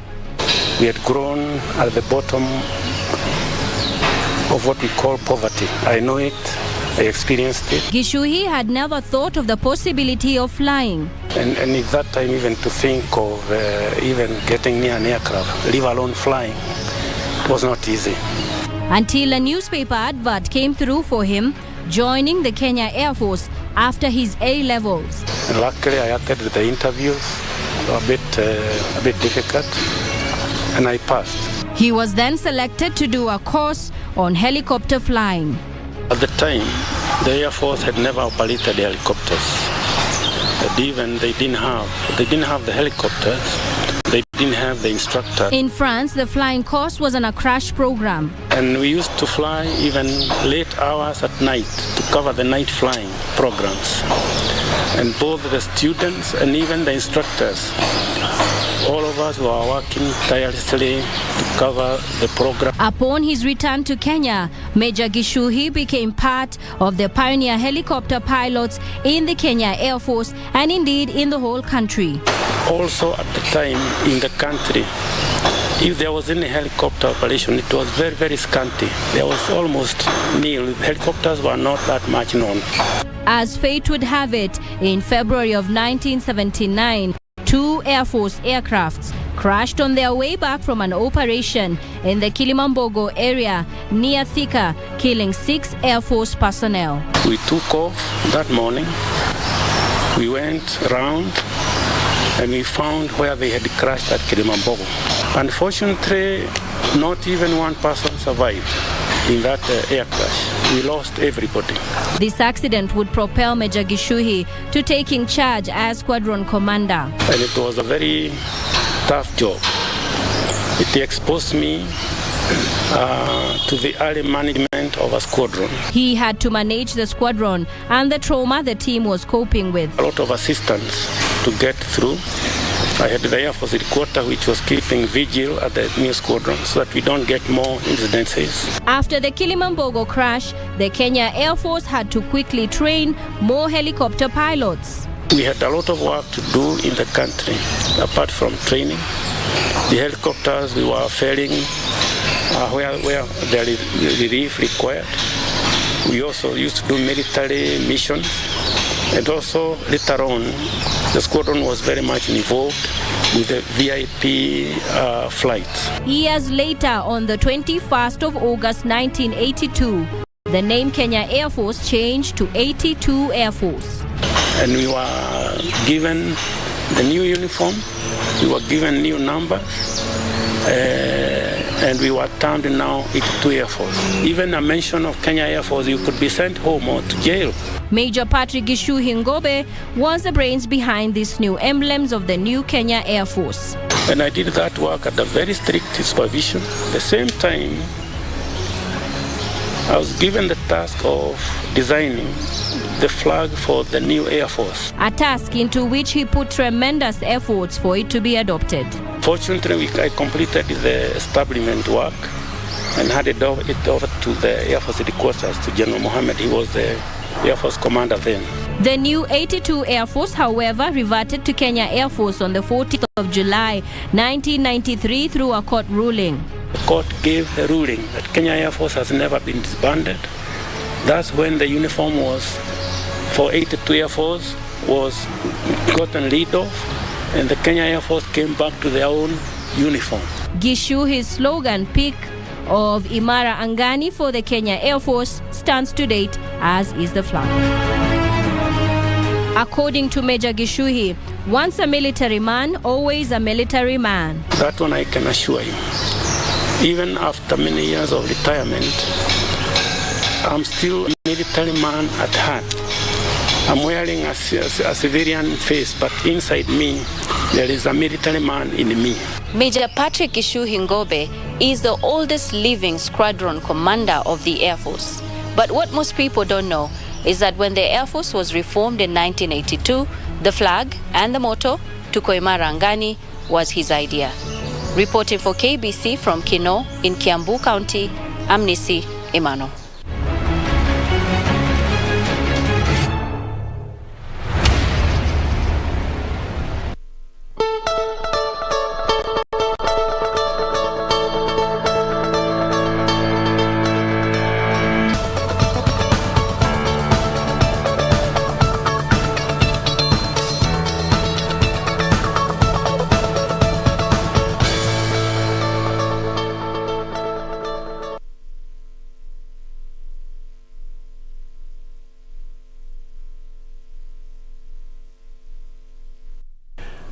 Okay, welcome back. Now let's talk about a bit of some politics and focus on what we should be expecting in the next 54 days. And with me in studio, I have got two gentlemen. Moses Muturi, Member of Parliament, aspirant from Mathare constituency, and Adan Mohammed Said, getting it right, from Mandera, who is running for the senatorial position there. Gentlemen, welcome to the studio. Karibu sana. Let me start with you, Said. Yeah. How is Mandera to start with? Mandera is a good place, and the evolution has worked to some extent. It's not like before, when we only get, salaries for few teachers and few police officers. Yeah. Right now we are receiving good amount of money thanks to the 2010 Constitution, and that's developed fund is helping many people. Yeah. My challenge, the biggest problem is the misuse of this project, misuse of the money that comes to Mandera. And also, how that money is well catered for and spent across the county. And so we have problem with the leaders that we elected into office. Yes. That's why me, myself, a young person, is running to become senator, and so that I can be able to, be able to control that pilferage and the wastage of money that the current administration is currently, undertaking. I'll get into that. Yeah. We'd ask you why you want to be the senator of Mandera County. Yes. But let's come back home to to Mathare. Kwa Akina Bahati, what they say, and then you have got Muturi here. You said that you are how many candidates in Mathare? We are about 13. But majority of them are not very serious candidates. And I got to tell people that we must be serious when it comes to voting. Let's get the serious people so that we can get our job done. We've got a lot of challenges in Mathare, ranging from insecurity, water shortage problems, And all this, as a candidate, I'm willing to tackle. Yes. Yeah. You know, Muturi, when you talk about the issue of water in Nairobi, most importantly, we are in 2022. Indeed. And the city, some of the places in this particular county still lack water. Does that really worry you as an aspirant in Mathare, most specifically? I get very much worried. We do not need roads if at all we do not have enough water for our Nairobi residents, and Mathare in particular. When you go to Mathare, you only get water two days in a week, and that is when we are very lucky. In most cases, we don't get enough water. As in, we only get once in a week, and this is a very worrying trend because the government doesn't seem to care.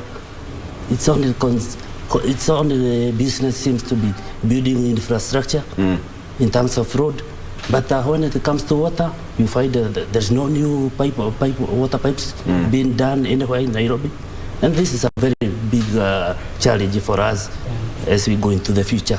Yeah. Said, yes. Mandera is an arid area. Yes. And perhaps the issue of water is also it's common. Is it changing with devolution? No, there was nothing much that have changed. After, for the last 10 years, over 100 billion Kenya shillings was sent to Mandera County as devolved fund. But devolved fund from National Treasury.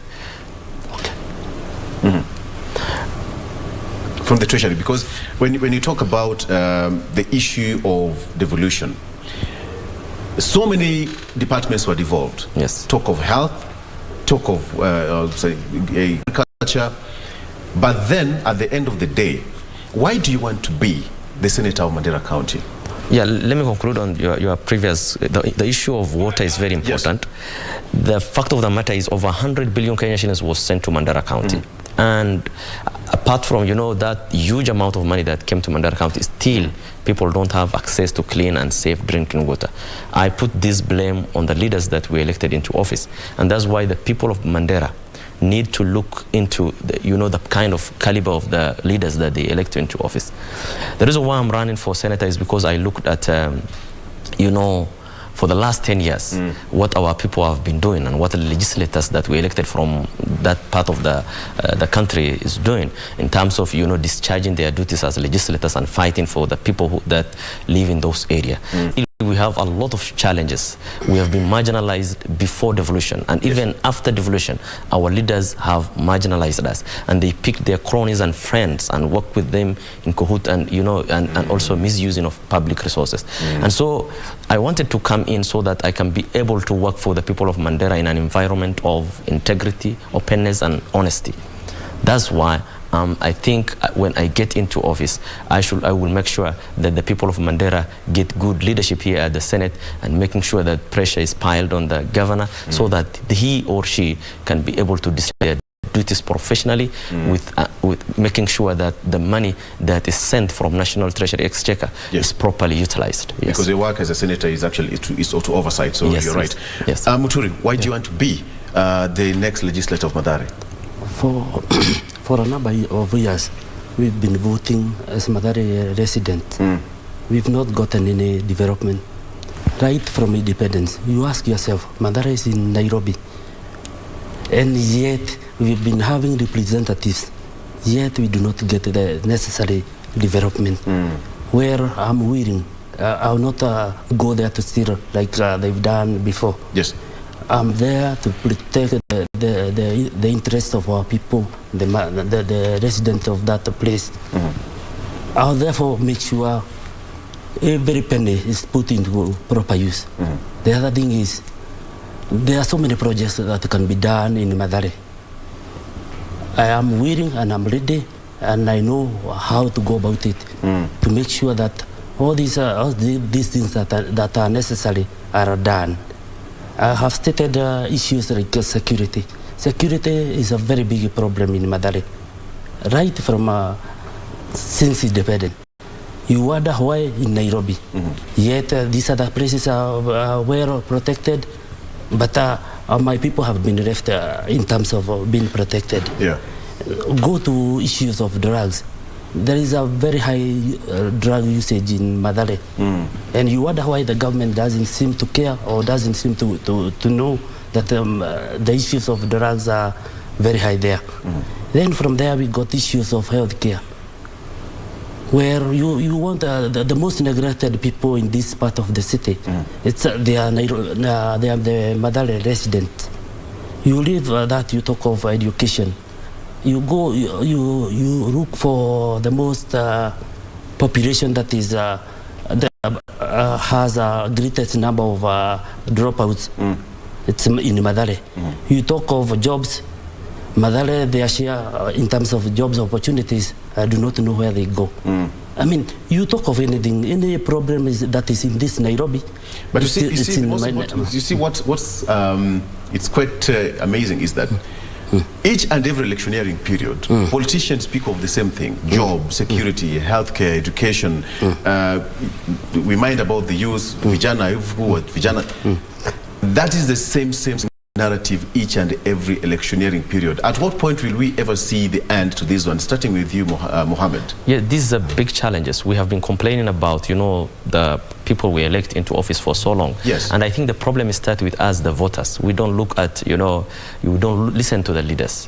Most of us have already decided, for example, in the area where I come from, people vote based on tribal line. They don't interrogate leaders and understand what this leader really stands for. When you don't do that, and your option is to vote based on the clan that your leader come from, then you will get a substandard leaders who don't perform well in their duties, and that's why we Kenyans lag behind. We don't produce quality leadership because we take bribe as vote. In other scenarios, we vote based on our tribal line. Those are those are two critical issues that's really affecting us, and I think the problem is that with us, the voters, and we need to look, people we elect critically so that we can be able to vote for leaders who actually go and do a great thing on our behalf. People who think about our welfare as the people and as Kenyans. Absolutely. Muturi, everybody right now, almost all the politicians are talking about the economy. Yeah. Just hours ago, a liter of petrol shot 260 shillings. That's the highest in the Kenyan history. Indeed. How does that really worry you as a politician, as an aspirant, and most importantly, as a Kenyan? Very much. And I would say this. This government went into a borrowing spree.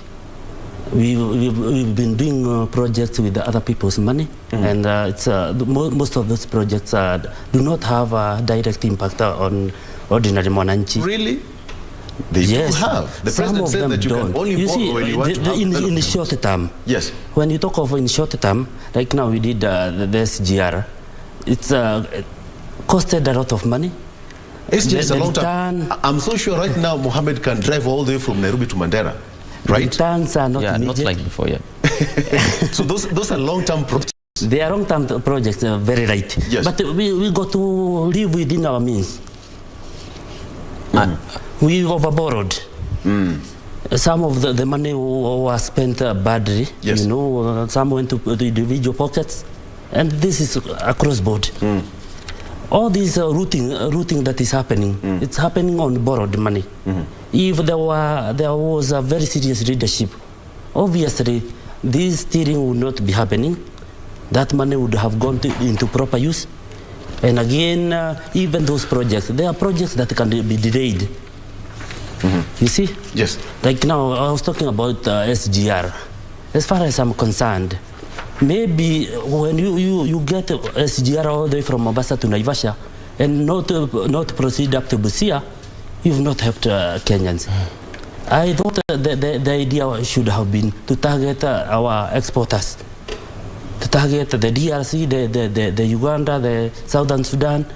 All those should have been the target, so that they can have their goods through Kenya to their market. But what we did, we brought it to Naivasha. In a short term, obviously there is no direct impact to ordinary mwananchi over here. Perhaps right now it might not seem like there's a direct impact on the common mwananchi, but in the long run we will see the impact probably. Definitely we will. Yes. For me, I have a divergent view from my brother here. Yes, go ahead. Of course, the issue of fuel price hike is affecting many Kenyans. The cost of goods is currently we cannot go to supermarket and buy few stuff as as Kenyans because it is too expensive. And many people are suffering because of these, increased prices of fuel. Number one reason why this thing is, affecting us is because number one, we as Kenyans, we didn't put, a contingency plan in place to have enough, fuel reserve. Because the issue also that's affecting globally, the Russia issues also affecting, the fuel price. We should have had a contingency plan where we had enough reserve of fuel in place, and we will have predicted well in advance before this problem have happened. You can imagine in the area where I come from, if the fuel price is currently 159, taking it to Mandera is so expensive, and the people over there are more, the damage to them is way beyond anybody's imaginations. If we in the city are crying, there the price, I'm sure by now, is 170 if you go and look into the market retail prices in Mandera. So I think we need to figure out a way of subsidizing this as government. The government need to look into this critically and be able to come up with a plan as soon as possible so that the Kenyans can be saved from these harsh realities of economic challenges. Yes. Let me say this. Because the issue of economy is most, when you talk of Deputy President William Ruto talk about economy, Honorable Raila Odinga talking about economy, but for how long are we going to talk about economy if there is no immediate action taken? You see, it all boils to leadership. As long as we have bad leadership right from the top, and again when it comes to parliament, they are not doing their roles as they are supposed to, then we end up with the kind of challenge that we are having. You see, I said that we overborrowed. Yes, we did. And that's why we cannot be able to subsidize that oil that we are talking about. We can't have enough reserve, as you are saying. It's not possible to have enough reserve for the whole year. All what should be done maybe is to have some subsidy to cater for that. But where do we get this money? We overborrowed. We can't do it right now. That's why you can see that the government is just silent, can't do anything. If they are to get money, again they have to borrow again. All this should have been catered for like 2-3 years ago. You see, whenever government has enough money within its reserves, then you are sure that whenever there are those shocks, then it can be able to handle. But now you tell the government to try to handle oil prices challenge, they will not. And obviously, if they do, they will have to borrow. It all boils to leadership. I may say that. Devolution. Let me talk about devolution, because when you talk about devolution, perhaps you are going to get into it if you get elected. That is, most of the governors and senators and members of parliament learned through the job in their different parts of jurisdiction. But then, how is Mandera paint for me a picture to somebody who doesn't understand how devolution has changed or has not changed the face of Mandera County? Devolution has worked in Mandera to some extent. Yes, there was a lot of investment that was done in the area of health. Hospitals, now people can be able to access, at least in major towns, good and quality health care. Education, at least there was subsidy in terms of bursary. People can have, the student from Mandera can get bursaries to go to universities and also go to good high schools in Mandera. And also, if you look at the towns, there was a little bit of infrastructure that was done in terms of better roads for the people of Mandera within towns. But still, we lack, major infrastructure like connecting major highways between major towns in Mandera that needs a lot of goodwill from national government. And that's That's number one thing that we really need to work with the national government, so that these interlinking major roads can be built, so that people can be able to do business with the neighboring counties, with neighboring countries of Ethiopia and Somalia. To some extent, there was a huge, a lot of corruption that happened within the county government that hindered, the progress of devolution.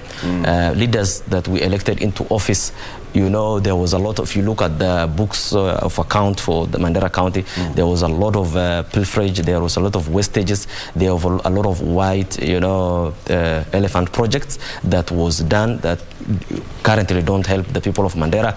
The issue of water is still a big challenge. People don't have access to clean water. And the development, in modern agriculture and also modern livestock production was also not done very well. The people of Mandera, up to 90% live, their main income is from livestock. And when you see this kind of prolonged dry spell that's currently being exacerbated by climate change, and their only source of income is being washed away into despair, I think there was a lot of challenge with regard to livestock farming, and the county government need to think about how to, do a zero grazing kind of farming for our livestock, so that the people can be able to at least lessen that burden of climate change and the prolonged dry spell that's being currently felt across the county. Yes. And Muturi, when you talk about Mathare, the issue of insecurity is one of the biggest threats to the area residents. How will you handle that? Well, one approach is to ensure that we put this street lighting. We had Margaret Wajiro, and she did several lighting projects over there, and then we had a decreased crime rate. Well, it's my intention to make sure that we get proper lighting in Mathare. That is one. The other two, we need a very good coordinated approach. That is to have political leadership come together with educational leaders in terms of and also having the administration, the formerly provincial administration coming into the table. We all discuss and agree on the way forward. You see, when it comes to education, these kids that drop out from school are the same that goes into the crime.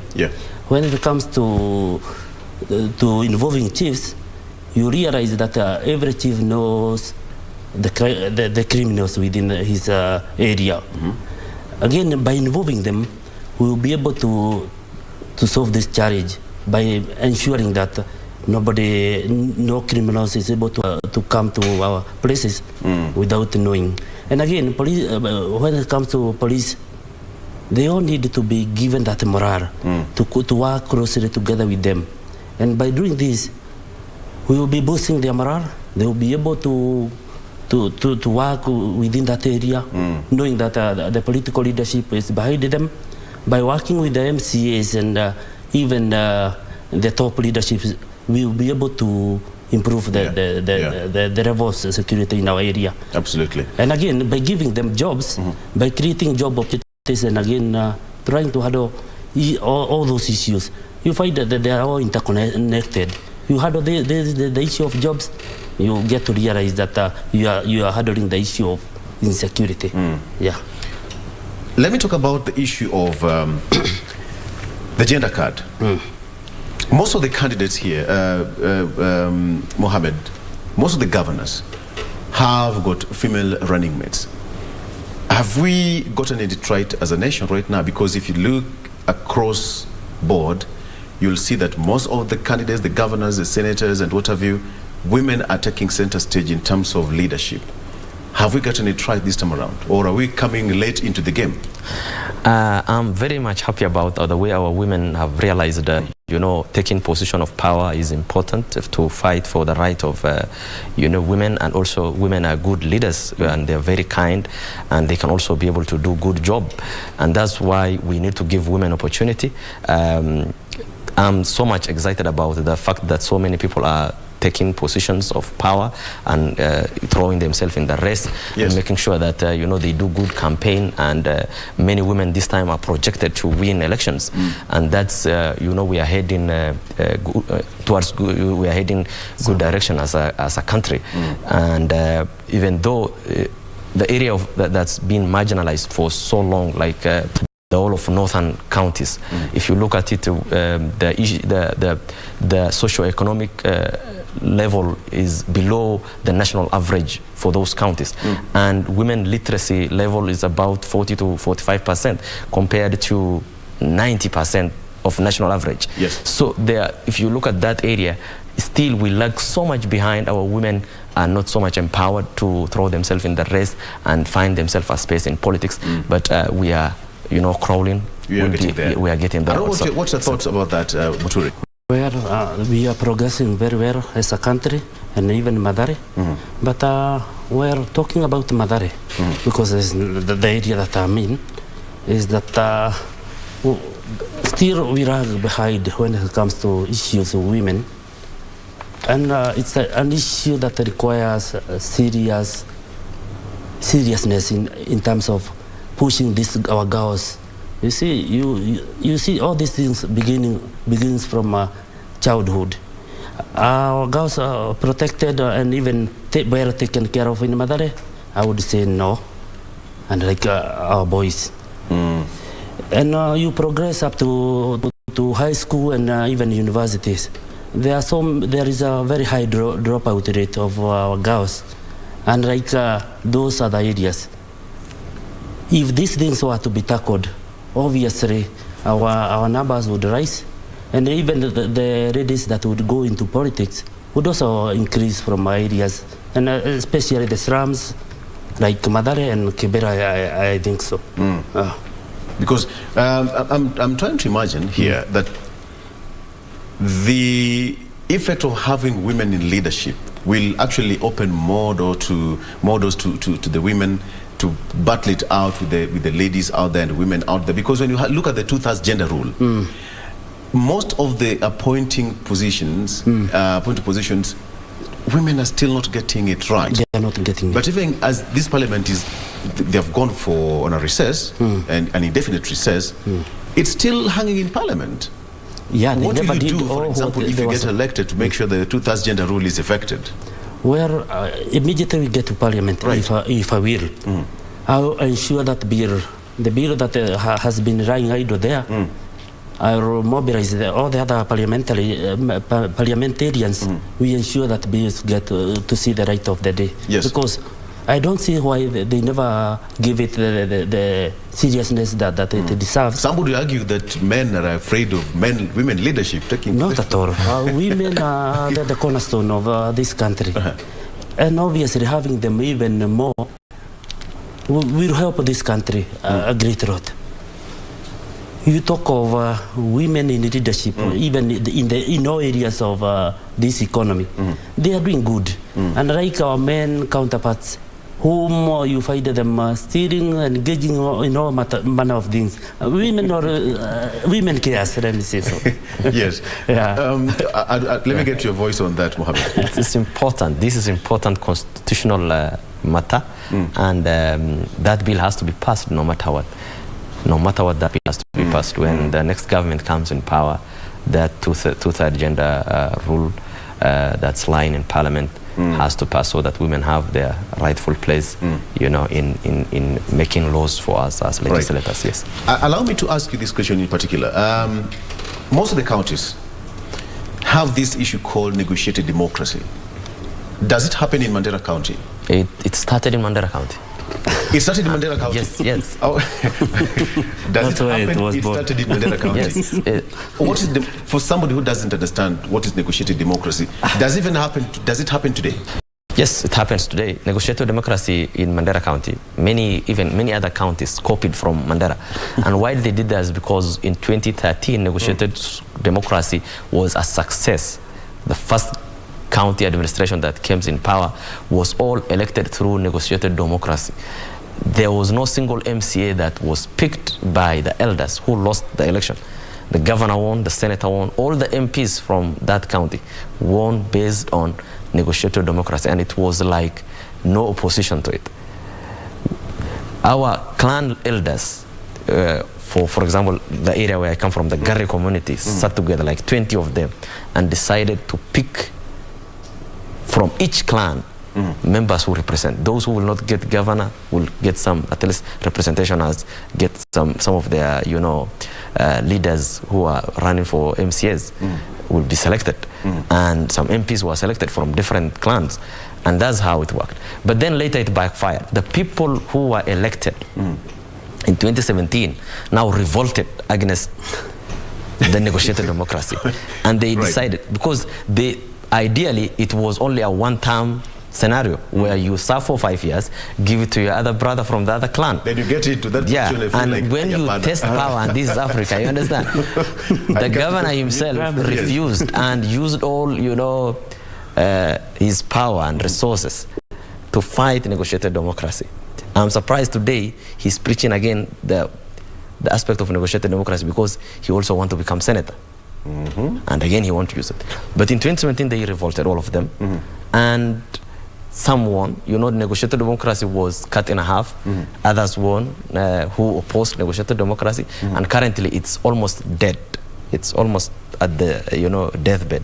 But there was still some negotiations being done among elders of different clans to front MCAs, to front members of parliament. Now we're talking about the negotiated democracy. Muturi is looking at you like, can that happen in Mathare? It can. No. Because that can never happen in Mathare, or even in Nairobi, to be particular. Not in certain countries, because as you said that it started in Mandera County. But the detriment to this aspect of negotiated democracy, I'm not for it personally. Because leaders sit down and select a person who might not have, a caliber to lead, who might not have, the mindset, who might not have, even invention to become a leader. This is a calling. They just select someone because his father is somewhere known, because he has a name, and they pick this person to lead. And eventually what happens?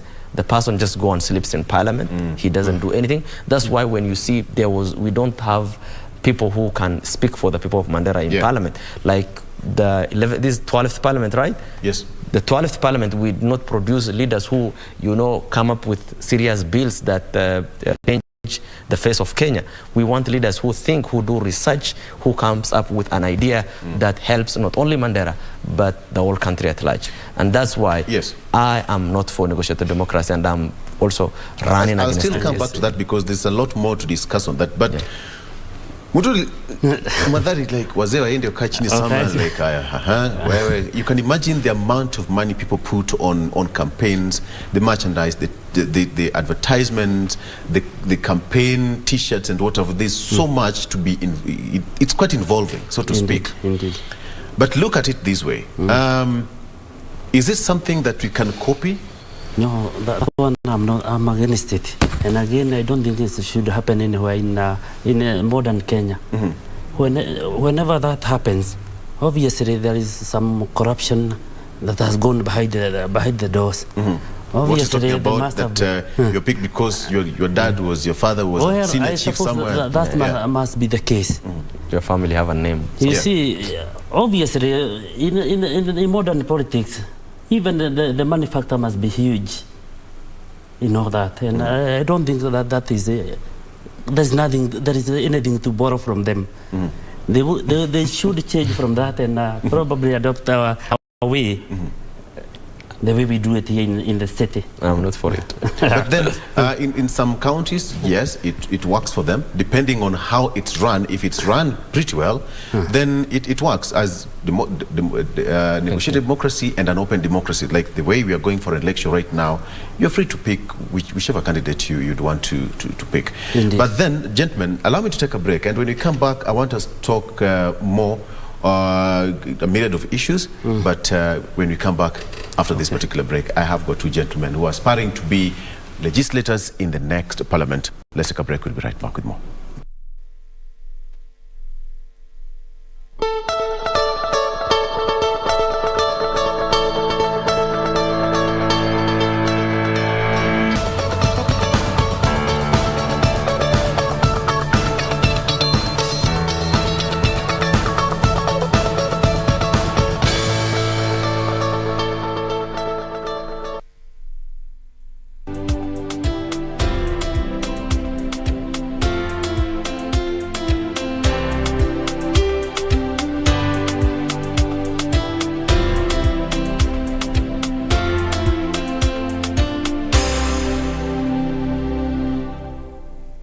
Top attractions on KBC Channel 1. In July, Kenya Morans face off against the DRC, Egypt and Senegal in the FIBA Basketball World Cup African qualifiers in Alexandria, Egypt from 1st to 3rd of July 2022.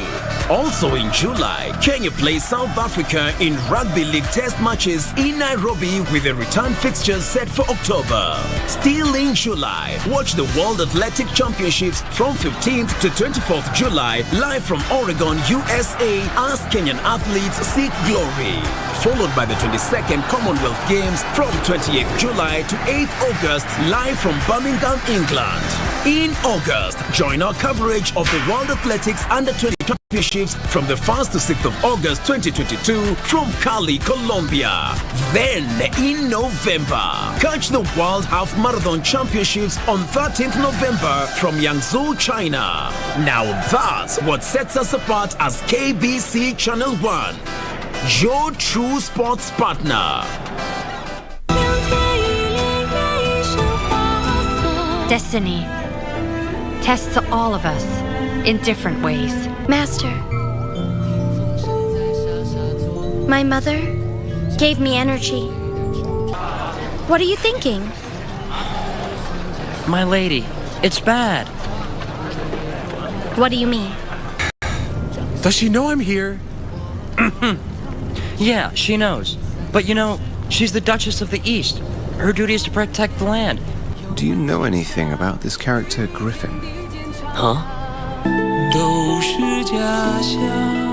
Abantu ba Minto Buyamore, stesheni unayoipenda ya Minto FM inakualika ujumuike nasi katika bonge la roadshow itakayofanyika kwenye kaunti ya Nyamira siku ya Alhamisi tarehe 16 Juni. Msafara wa Minto FM utapitia Kijauri, Nyansiongo, Manga, Keroka, Gesima, Bosoveti, Konate, Dangenyo, Nyamira na Miruka.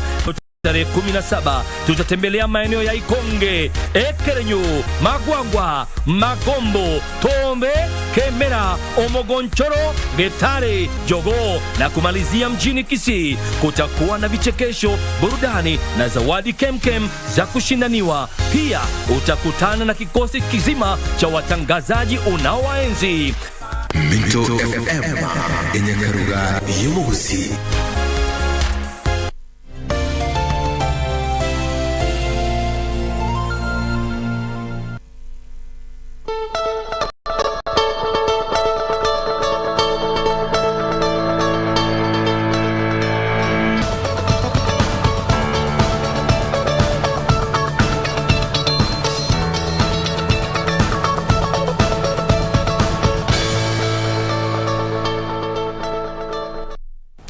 Welcome back. Now, still having that discussion with the two gentlemen here who are aspiring to be members of Parliament as well as Senate in the next coming, in the upcoming election.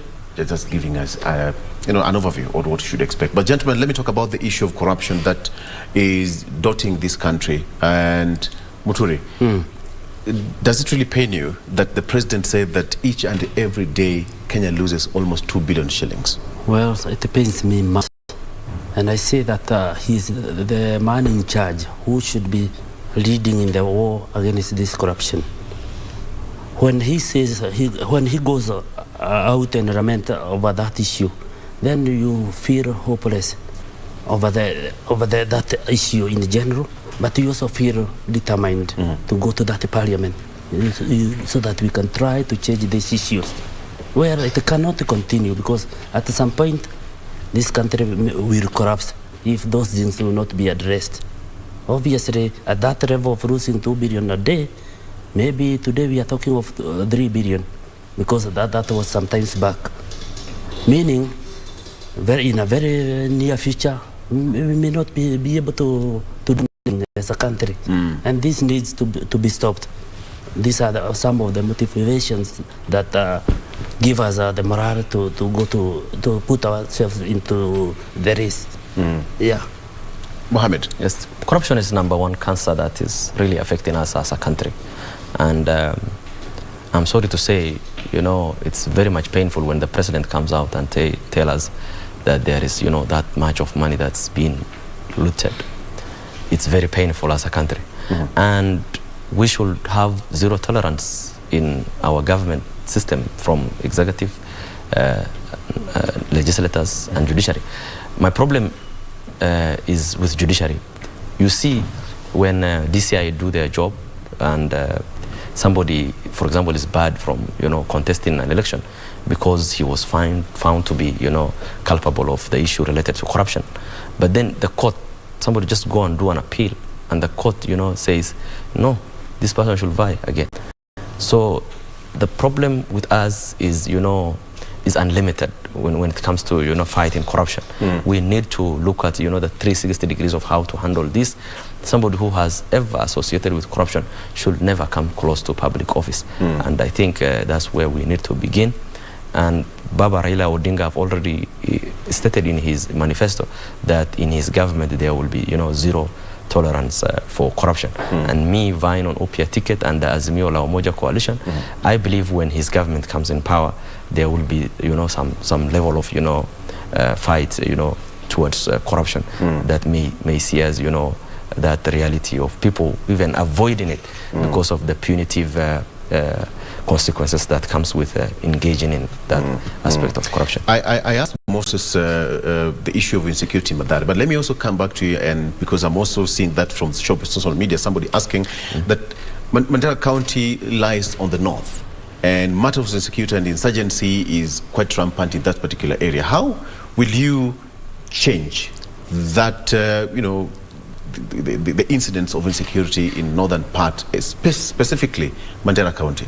I think the reason why we had a lot of, banditry and insurgency in Mandera County is because of our military operation also in Mandera County, I mean in Somalia, with working with AMISON, and because some of these, people feel like they have the right to come and able to invade our country, and the government need to put serious investment in border patrols.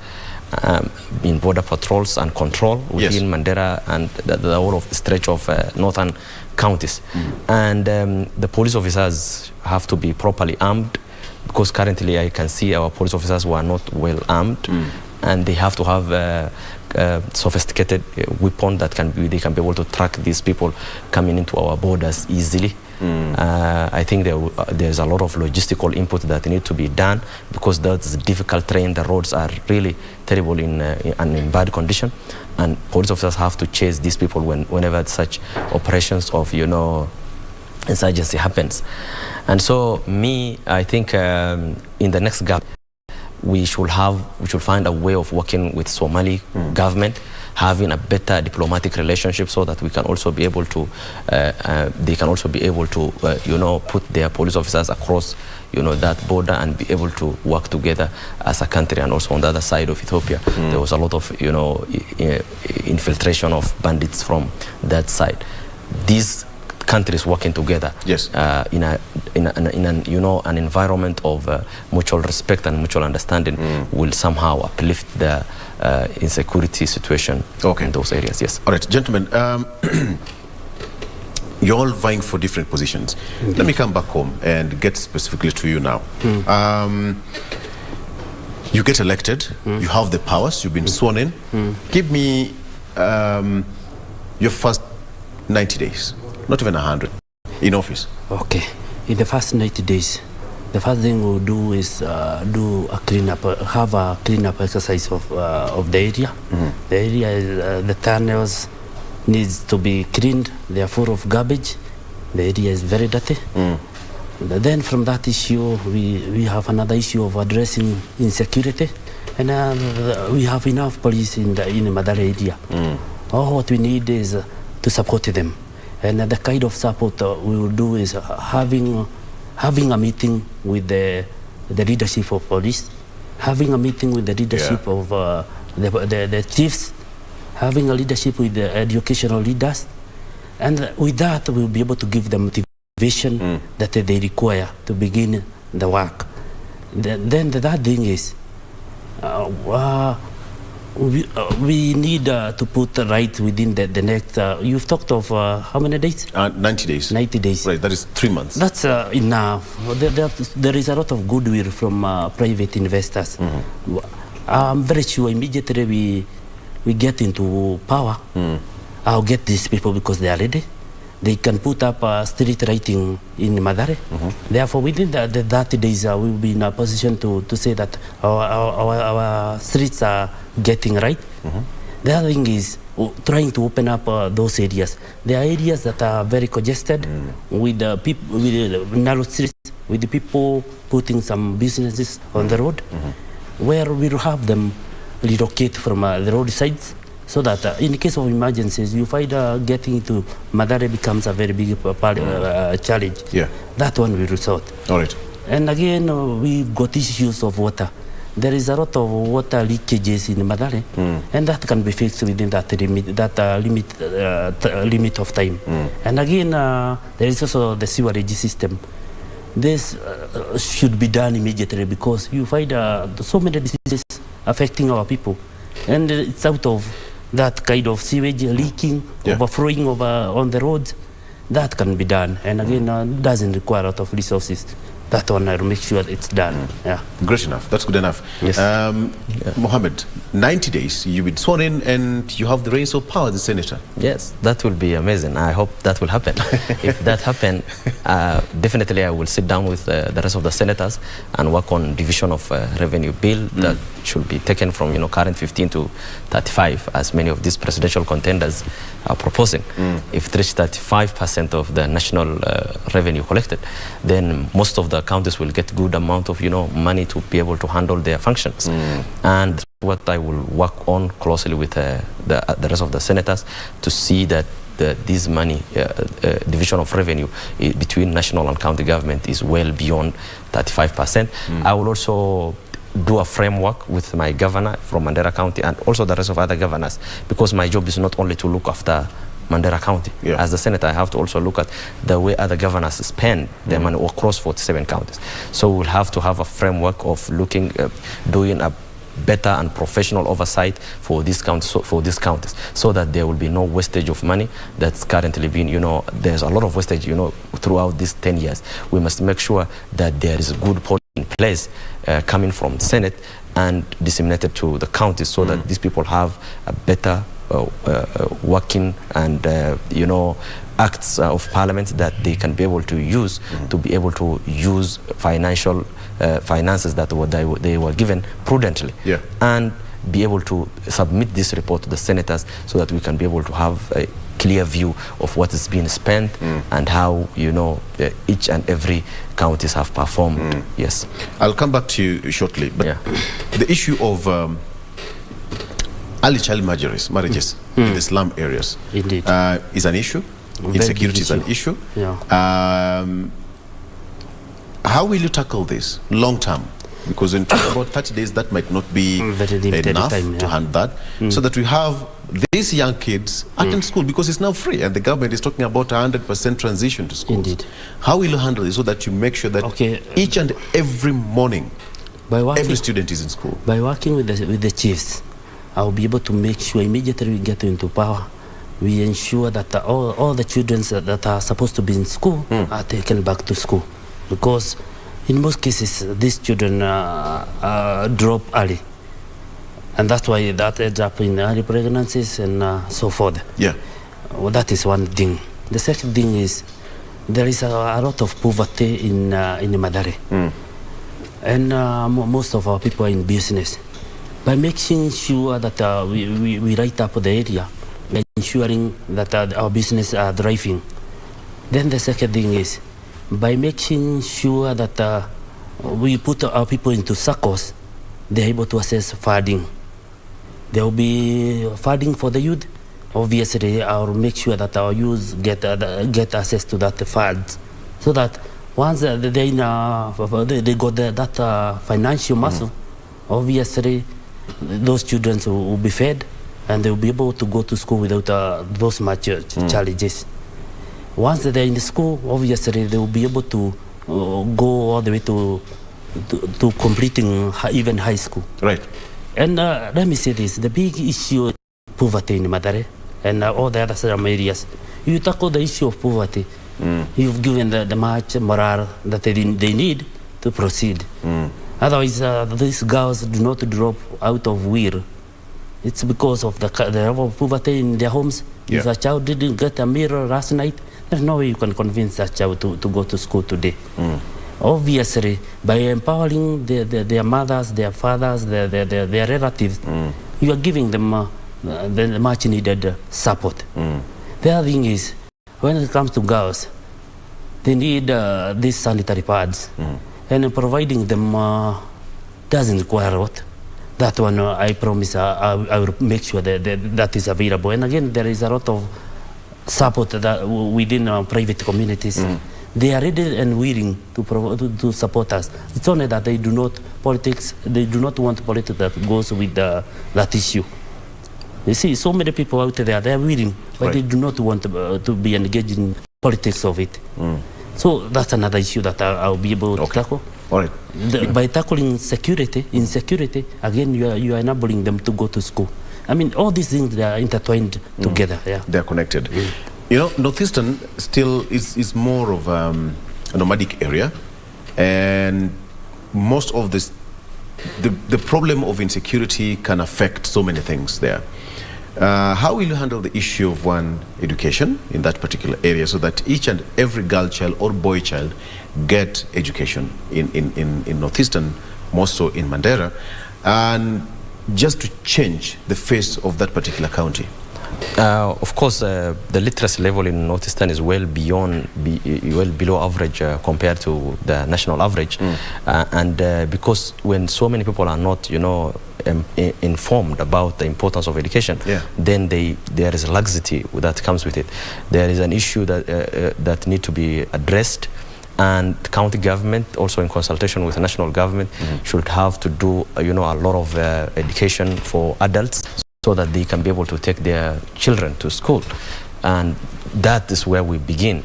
People have to understand what an educated person can do, and the importance related to that. Of course, the issue of insecurity has made many not go to school because they are afraid for their lives. And many teachers have also withdrawn from that area for the same reason. And it is the obligation of the national government to provide enough security. It is by right that the people of Mandera get enough security, so that children can be able to go to school without being afraid for their lives. So, like I said before when I was talking about the issue of security, there is need for serious investment in our police officers, so that they can be able to provide for the people the much needed security in those areas, and people can be able to go to school. Yes. How is the campaigns, for example, the issue of changing the mindset and getting the right leaders, apart from the handouts, because that's what's affecting most of the politicians who say we are being elected because we bought, we gave them the money. How will you change the mindset, or even as we move forward, so that we make sure that Kenyans get the right leaders who deserve to be in those positions? Okay, I agree that the issue of money is playing a role in Mathare politics because of the level of poverty, but that will not help. I'm engaging from door to door, trying to talk to these people about these issues. These are issues that have bedeviled them since 70s. If at all these issues were faced our mothers and our grandmothers, and now they are facing us, where at some point we must change. Yes. And I must say this, we are doing well. By engaging them direct, you are able to understand the issues that needs to be tackled.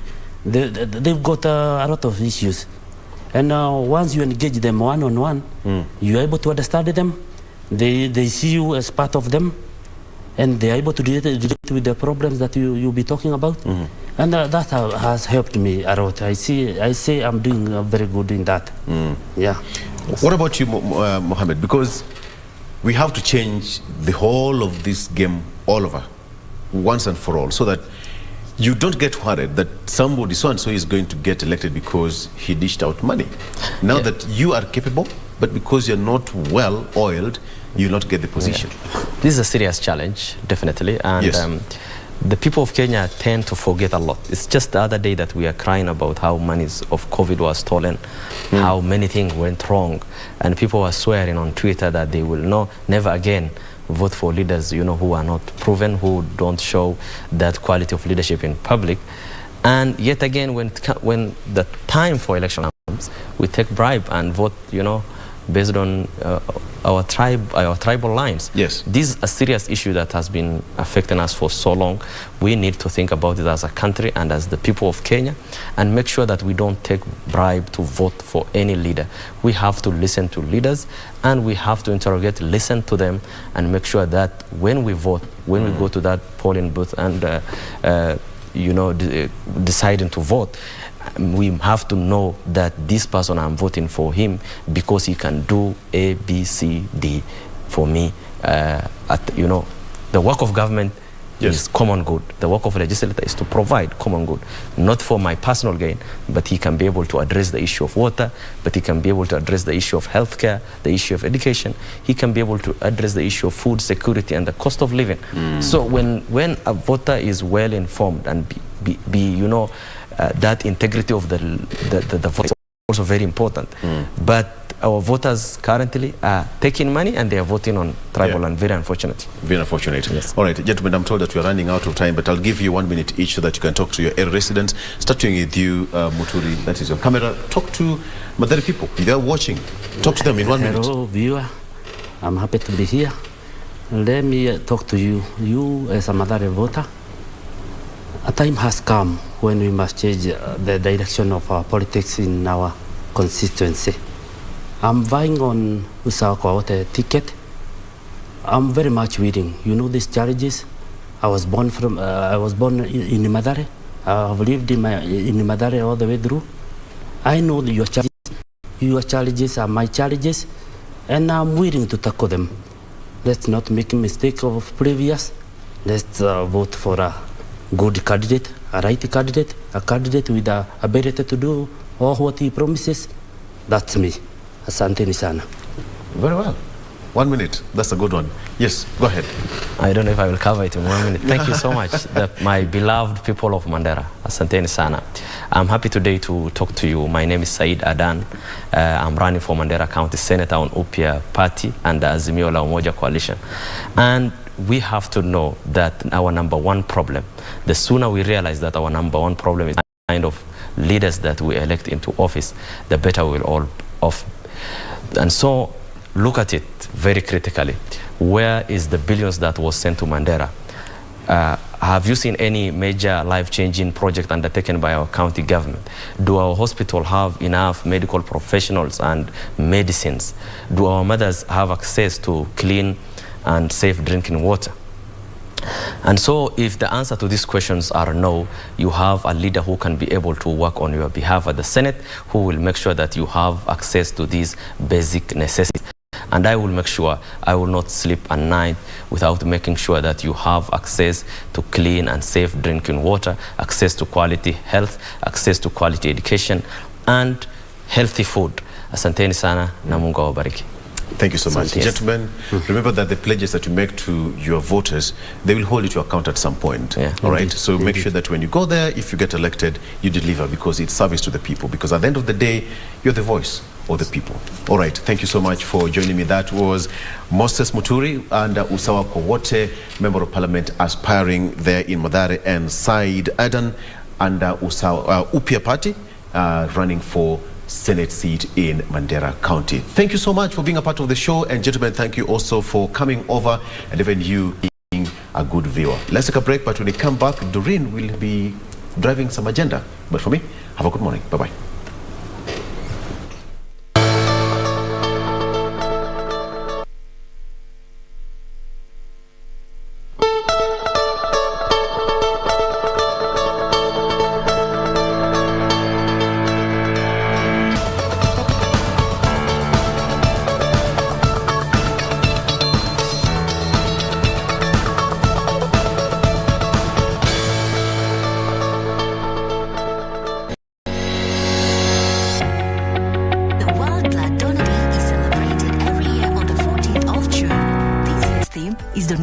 As a sign of solidarity. This event will be held at Olkalau in Nyandarua County and will be presided over by Mutai Kagwe, the CS of Health.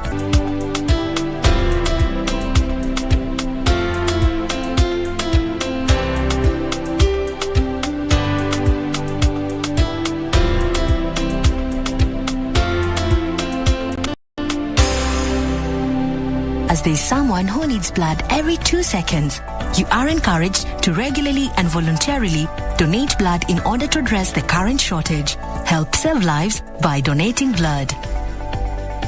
Abantu ba Minto Buyamore, stesheni unayoipenda ya Minto FM inakualika ujumuike nasi katika bonge la roadshow itakayofanyika kwenye kaunti ya Nyamira siku ya Alhamisi tarehe 16 Juni. Msafara wa Minto FM utapitia Kijauri, Nyansiongo, Manga, Keroka, Gesima, Mosoveti, Konate, Langenyo, Nyamira na Miruka.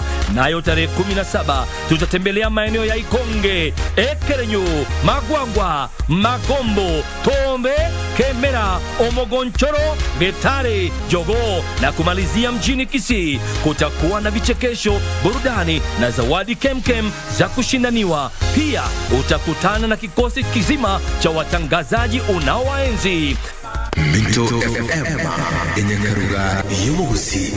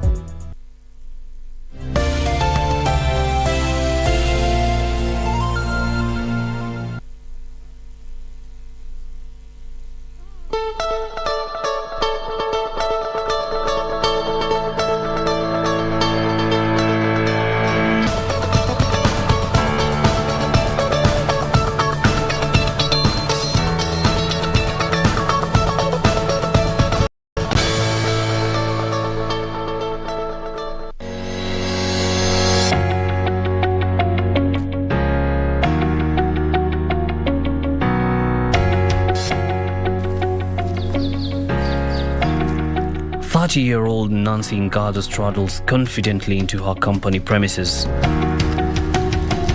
She's frantically making calls to ensure power is restored.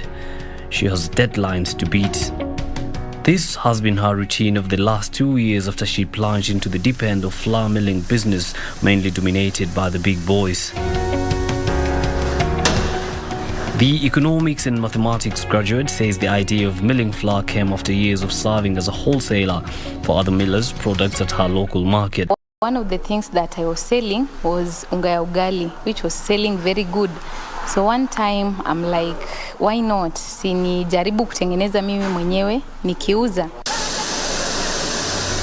Armed with a few savings and a small bank loan, she embarked on setting up a milling factory in Matsuli, Mohaya constituency of Vihiga County. We really started small, like tulikuwa tuna produce just for our shop kidogo and then the neighboring shops. But tulipoendelea and people were tasting and seeing the quality was okay, the quality was good, watu wakaamua demand is growing from the farmer, ninaibeba to this place. And then I have to make sure ya kwamba nimepima moisture content. It must be very correct. As in mahindi imekauka to a moisture of around 10 to 12 in the maximum. Then I have to measure its aflatoxin level, ikoe hakuna. After that I have to like general looking at it, intakana ikoe iko safi, haina misogoro, haina nini. Today she employs 75 workers on permanent basis and tens of others on need basis. What I've tried, though not so much, ni kuemploy those who are still young like me. Wenye tunaweza relate, tunaweza ongea language zenye tunaelewana, People who can understand and work for long hours. People who can, they have a vision, where they can be motivated by me. Hawaoni tu ya kwamba huyu ni mtoto atatuambia nini, hapana. Wanaona huyu ni mmoja wetu. If she has made it, we can also make it. Usichague kazi, usibague kazi. Pesa haitajiandika hii pesa ilikuwa ya kazi fulani ama ilikuwa ya huku na huku. Unapata pesa unajikimu nayo. She has made a tremendous strides and carved a niche in the market, establishing her presence in Vihiga, Kakamega and Kisumu counties. Quality has been our number one key, and again, prices, we make sure that it is really, really affordable. As much as it is good quality like the established brands, tunahakikisha kwamba bei ni yenye mwananchi wa kawaida anaweza afford. She mills up to 1,200 bales of flour each day to satiate an ever-growing demand for her produce. She challenges other young people to take risks and create employment rather than wait to be employed. She, however, says before embarking on any venture, one must do thorough research on the industry. Ni kujaribu as a young person, you still have a long way to go. Kikiumana, it is okay. If all goes well, well and good pia, unasonga mbele. But what challenges does she face? Unga si unga tu, ati unatoka kwa mahindi hadi kwa unga. There are so many things involved hapa katikati, so you must do your research very well. Ili uhakikishe by the time unaanza you have a know-how of what you want. If the government can come in na wapeane an incentive for us who are still young, ya kwamba when you want to start, tutakulipia maybe cabs, we shall cater for health, we shall cater for those small things. It will be so easy for us, because I took like 3 to 6 months to raise these funds. Nancy plans to expand her business venture into animal feeding process. Like any other young Kenyan, Nancy is a social media enthusiast. Her favorite medium, TikTok.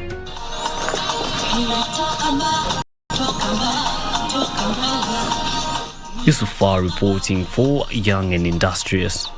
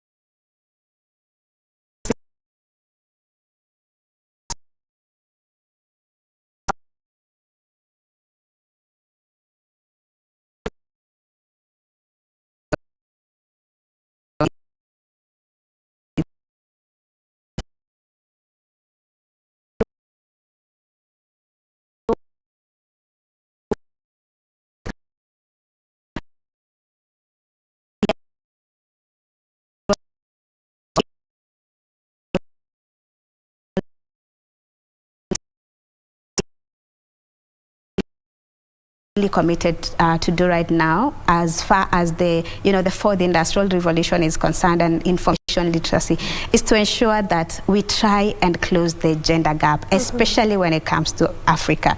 It's so important because the gap is so big. Do you know, Doreen, if you look at a platform like Wikipedia, which is the online leading encyclopedia, and it's important, Wikipedia is basically important because it advocates for free knowledge, which means any information that is on Wikipedia can be read by anybody regardless of where they are, and it can even be used for free, you know, without any legal constraint. So if you look at that space, only 10% of coverage in that platform is on women.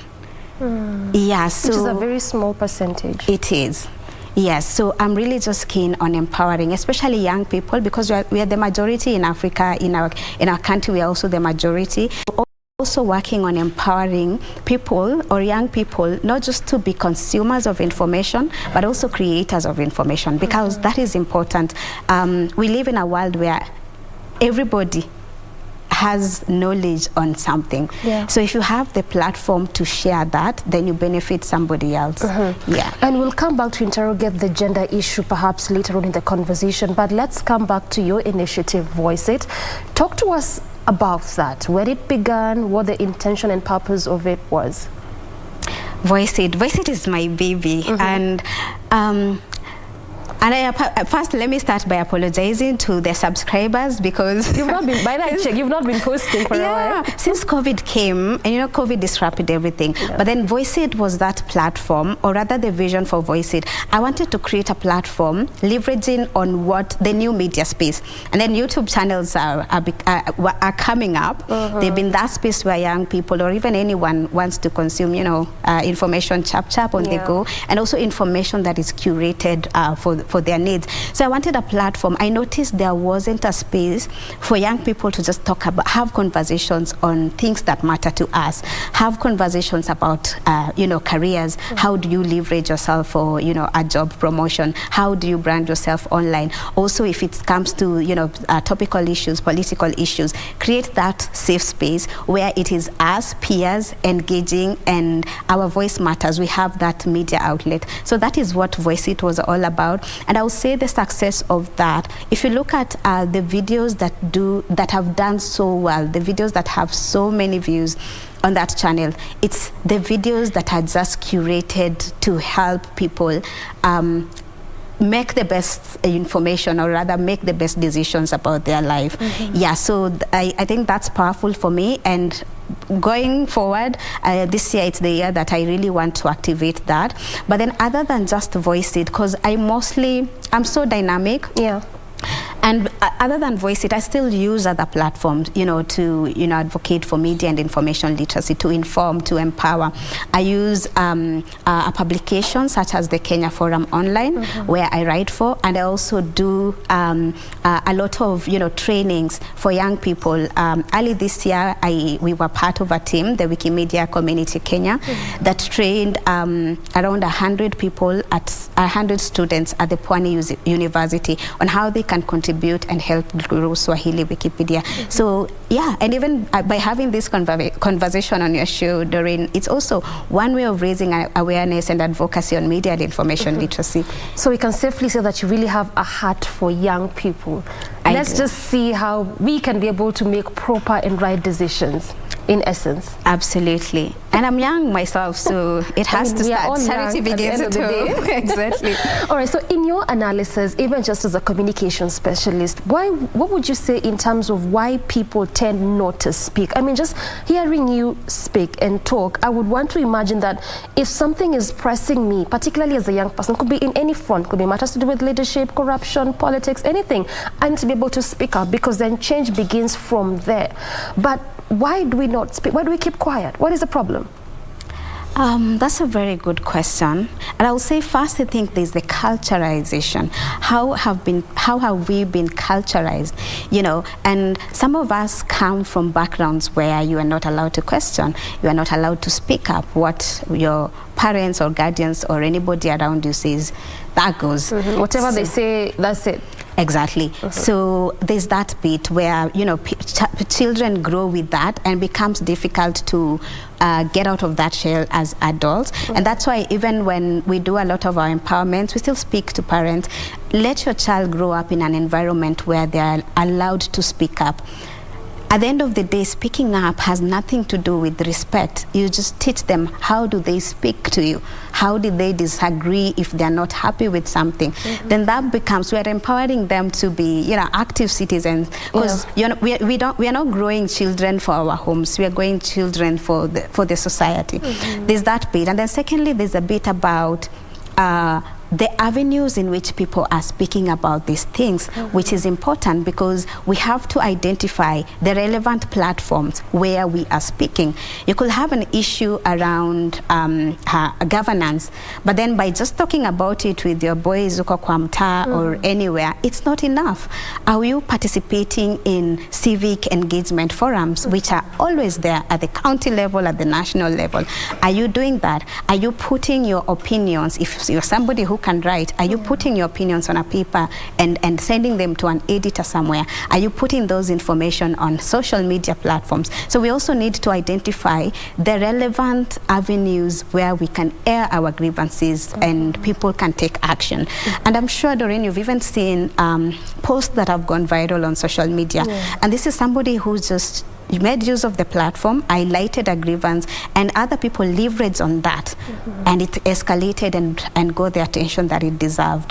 Yeah, so it's important to know the relevant platforms to use, and even how you communicate and how you engage the relevant stakeholders. Yeah. So at the end of the day, we need to learn how to speak out. Exactly, very important. But you know, someone would say, particularly as a young person, they would say, I have addressed these issues oftentimes. I have talked about this oftentimes, but I feel like nothing is being done. There's no address taking forward. So in essence, wacha tu ninyamaze. Sauti yangu haisaidii. What would you say to such kind of a young person? Because this is what you largely deal with. Yes, and that's really a valid point, and I see that a lot. But you know, as young people, let me just tell you, we cannot afford to give up. We just can't, you know. And sometimes when you get to that space where you feel like you want to give up because nothing is happening, you know, you want to play complacent and you say, wacha tu niendelee kuvumilia kuwa Mkenya, because that's it is the way it is, you know. Yeah, so sometimes for me, I've also been in that space, Doreen, to be honest, but then sometimes you look back and you ask yourself, why am I doing this? And then you also take stock of the different milestones, achievements that have been made by some of our leaders who at the time were even young people like us, or sometimes they might not even have been that young, but you look at the efforts they put. People who fought for our constitution, people who fought for our freedom of speech, which is something, if you look at countries in Africa, you realize that as Kenyans, we are actually very privileged. You look at the people who fought for that, and you're like, if they could do this, if they could, you know, hang on there for us to enjoy these things, then we owe it to other generations. You look at people like Gitobu Imanyara, people who really fought for, you know, the freedoms of these countries. You look at someone like Martha Karua, and you're like, JB Kilimo, the woman who fought for Kenya's sexual act, and you're like, we cannot afford to give up. At the end of the day, something will work. It will. We have to remain optimistic and push. Yeah. You know, you've talked about freedom of speech, and I've reminded of a report that was released yesterday showing that when it comes to the East and Central Africa, Kenya is the country with that space whereby even opposition leaders can go to campaign anywhere and say anything and talk about anything. When you go to countries surrounding the East Central Africa region bloc, that is not happening because that freedom is not there yet. Exactly. We have that because, again, someone, somehow, somewhere, while they were young, they fought for that. Exactly, and that's important to know, and I'm glad that you've raised that. And actually, one of the popular videos I did on Voice It, there was a time when Bobi Wine from Uganda was, you know, campaigning, and there was a time he was arrested. And at that time, Uganda's media had been censored. And I remember there was no social media. Actually. There wasn't. And actually, it was Kenyans who were advocating for free Bobi Wine. We were giving them information on what is happening in their country. Exactly. So we have certain privileges that we enjoy to date because people fought for them.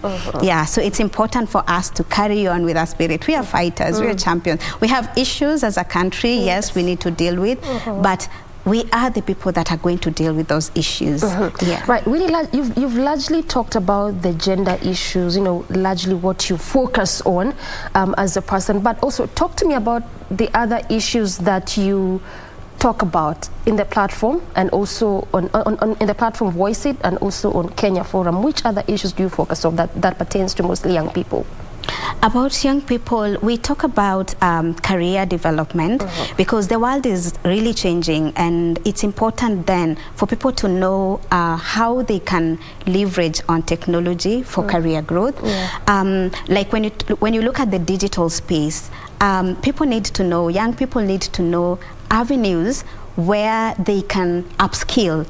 You know, we talk about, you know, platforms such as Upwork. We talk about platforms such as Ajira Digital, where you can even go and enhance your skills, take up a new course. We talk about careers that are, you know, are becoming popular in today's marketplace.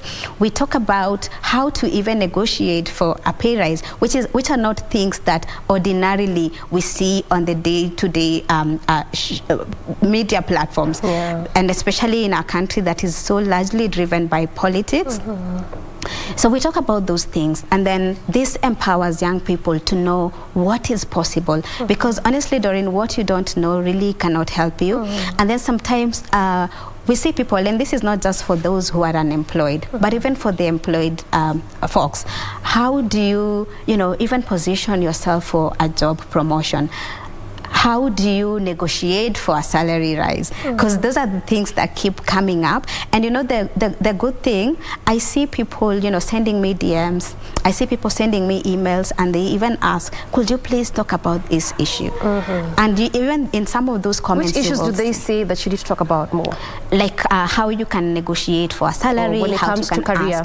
When it comes to career. Sometimes they just want you, they just want your opinion on a trending issue. Like, what is your position on this? You know, so by just looking at, and I also do, I also look at Google reports, and they always do this annual report of, you know, what Kenyans are searching for online. So I also use that to, you know, curate content around that. And sometimes also you will notice, like, when you go to a certain Google page, there are some things that people are searching for. Then that also shows you that there's really some information gap around there, and people are thirsty for this information. So we talk about careers. We talk about how other young people started their businesses, because motivation is also important, because we live in a world where people think, if I don't have this 5 million or 1 million, I cannot start a business. And one of the videos that I actually have on my channel, Voice It, is on how I started my professional cleaning business. And this is a lady who just started as a mama fua. She was outsourcing mama fua services. And this is how she started. Now she's doing cleaning, post-construction cleaning, and her business grew out of that. People watch that because it's an inspiring story. So just empowering people to know what's possible. And also something else that I do with the community in Kenya, with the Wikipedia community in Kenya. We're really working on shrinking the gender gap on Wikipedia, and we'll write a lot of biographies on women. Now, just hold it there. Before we get to that gender issue, let's just go back a bit on that career explanation that you're giving, and I want us to interrogate a bit just about that, because right now, as it stands, about 5.7 million youths out of the possible over 13 million are currently jobless. So when you talk about the issue of careers, employment, you also talk about startup businesses. In your perspective, and even largely what you've been talking about and dealing with, what do you feel we can do to at least bridge that? Because these are people in their prime who can be very productive, even add up to the GDP of our country, but in essence, they're not quite there. They don't have the spaces to exercise their productivity. Exactly. Unemployment is a major issue in Africa generally. Yeah. And in Kenya, you look at it and majority of young people are unemployed. And this is something I'm really hoping that, you know, the next government is really going to take into heart, because, you know, we just look at it as not a major issue. Especially if you have a job. Or if you have a business. Exactly. Yeah. But then if you look at the economic implications of the unemployed in the country and to our GDP, people don't ever actually look at that. Yeah. And you know, if we have more people relying on the economy more than they are contributing to it, as a country we cannot even reap the demographic dividends. Yes. And you realize it's tied to so many things, even such as healthcare, because then if people are unemployed, they are not in, some of them are not informed, some of them are engaging in things they shouldn't be engaging, and then that burden goes to other things. So we need to look at how we can address this issue, and part of that is, you know, giving, and I know we have affirmative action like the Youth Enterprise Fund and stuff, but we really need to do more to ensure that we are powering entrepreneurship in this country, especially for young people, because I've seen it that when young people are empowered, when young people have things going on around themselves, it's more likely that they are going to involve other young people in that space.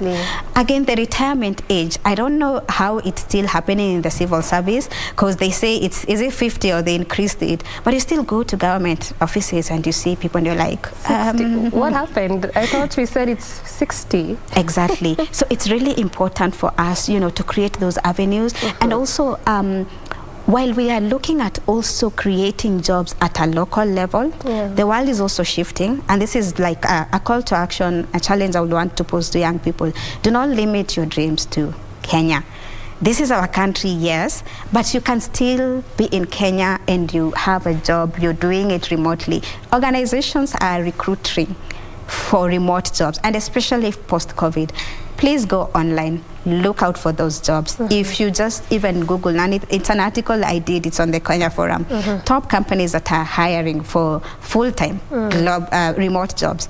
You can get a job and you can still do it right here in Kenya. And again, we also need, I feel like we need a shift in the 8-day work environment. That is again one thing that I think can really help with the unemployment issue, where we have flexible working hours. So Doreen, you can come here, do your show for 4 hours, and you're not required to be here just because you need to log out of these premises at 5. So we are in a space where employees just want to see you there. Regardless of what you're doing, but they want to see you in the office. We need to shift from that. Then this means that people are actually even being productive. You have 4 hours in organization X, 4 hours doing your side hustle out there, and the next 3 hours doing something different. And again, I've actually seen, and to tie this to gender, because you know I'm passionate about this, flexible work environments are favorable to women. It's amazing what that does, because you know, women, we have the primary responsibility of caregiving. So when you're in a work environment that doesn't allow you to still be a mom at home, to still be, you know, a wife, it becomes difficult for women to thrive in the economic, in the job market, because we always have competing issues. And so once we have this flexible work environment, we're going to do away with this culture, which is very prominent, but people never talk about, of women getting fired or their contracts terminated because they got pregnant and that job allows them to be there. Imagine. Exactly. Such a sad issue. So we need to have a shift in the 8 to 5 hours. Honestly, you don't need to be there to do that job. And actually, one of the I've actually been a beneficiary of the remote working environment and flexible hours, and it's amazing. So as young people, do not limit yourself. We need to have a shift, you know, in mindset. Look for opportunities out there, the NGO world, media, freelance gig economy. Opportunities are just there. You just need to go for them, upskill, and just be assertive. That's the word. I hear you. And now I can clearly see how you're using your platform to make a difference, particularly to my generation, you know, the young people. Yeah. All right, now let's come to that gender bit, much as you've touched on it bit by bit here and there. You also talked about the biography on the Chief Justice. But what has been the impact so far, when particularly as you address the issue on gender? Because right now, even as we speak as a country, even you look at the political sphere, right now they keep talking about, is it the gender agenda? You know, is it a time for women to even take up leadership positions? Is it a time for women to really get into elective position? It wasn't so then, but looks like things are sort of changing here and there. What has been the impact so far?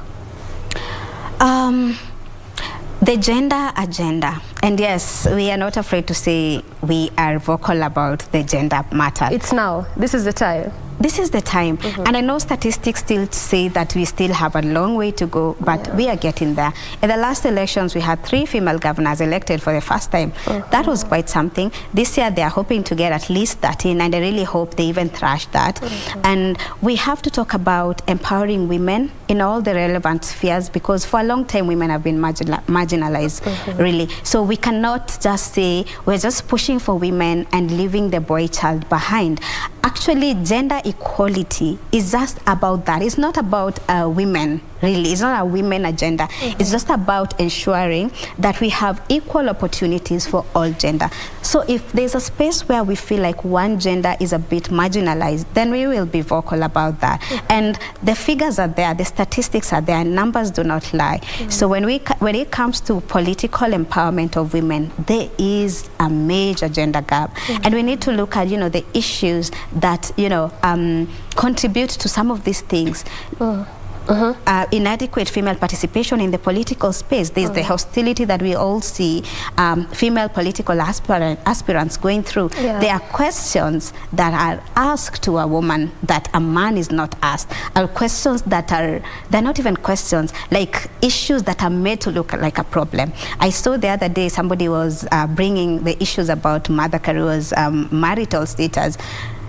Do men ever get those kind of questions? They don't. So we need to stop lowering women to certain gendered positions or certain gendered perspectives that we expect them to feel, and just look at a person for who they are. She's a female, yes. She is a leader, that she have the capacity, yes. But all these other things are just, you know, sideshows. There's that. And I also feel like it's important also to empower the young women who are also want to get into the political space, where our politics have been made to look like it's for the big moneyed people who can only do that. So we need also, and this goes to the electorate actually, this is not more about the leaders, because we have people throwing themselves for leadership positions, but then the electorate is used to the kitu kidogo before you can elect this person. And we saw it when Boniface Mwangi was campaigning, and even in his documentary, where somebody was saying, you're good, we like what you do, but auna kakitu. You know, we need to shift from that, because today somebody will give you that 50 bob, that 2,000 bob, and then after they're elected, you never get to see them. Yeah, so even as the electorate, we really need a change in the mindset about what is it that we want. Because at the end of the day, I always say, Doreen, a leader will always be as good as his people. You know, as long as our standards remain the basic minimal, then we cannot expect quality leadership. Yes. And that's why you're here. I mean, to continue passing this information, make us literate in that aspect. But also, as we just bring this conversation to a close, talking about the gender agenda, talking about political empowerment, I would just like to pick your mind on basically what happened on Monday. I mean, the High Court gave a ruling on this 2/3 gender rule. Initially, IEBC had asked political parties, particularly those that had not met this threshold, to go back to the drawing board. As at that time, that was on around April 27, when we were still doing the nomination, it was over 40 political parties, which were told by IEBC, go back and make sure you meet the 2/3 gender principle before we continue the process. In that effect, also IEBC said that when it comes to the list of nomination, you know, the nominated leaders, nominated MPs, nominated senators, it also said to political parties that you need to ensure you meet the 2/3 gender rule in the names that you will submit for purpose of nomination after election. But now, High Court says that IEBC was wrong, because they said there was no proper public participation in that effect, and then 2, it's just too late to ask that of political parties. Now, one may ask, we really have been trying a lot as a country to ensure we get to that space because it is within our constitution, 2/3 gender rule. In fact, there was a time during the reign of the former CJ whereby he actually advised the president to dissolve parliament because that wasn't yet met. So someone may say, is it that we are almost close, then not quite close?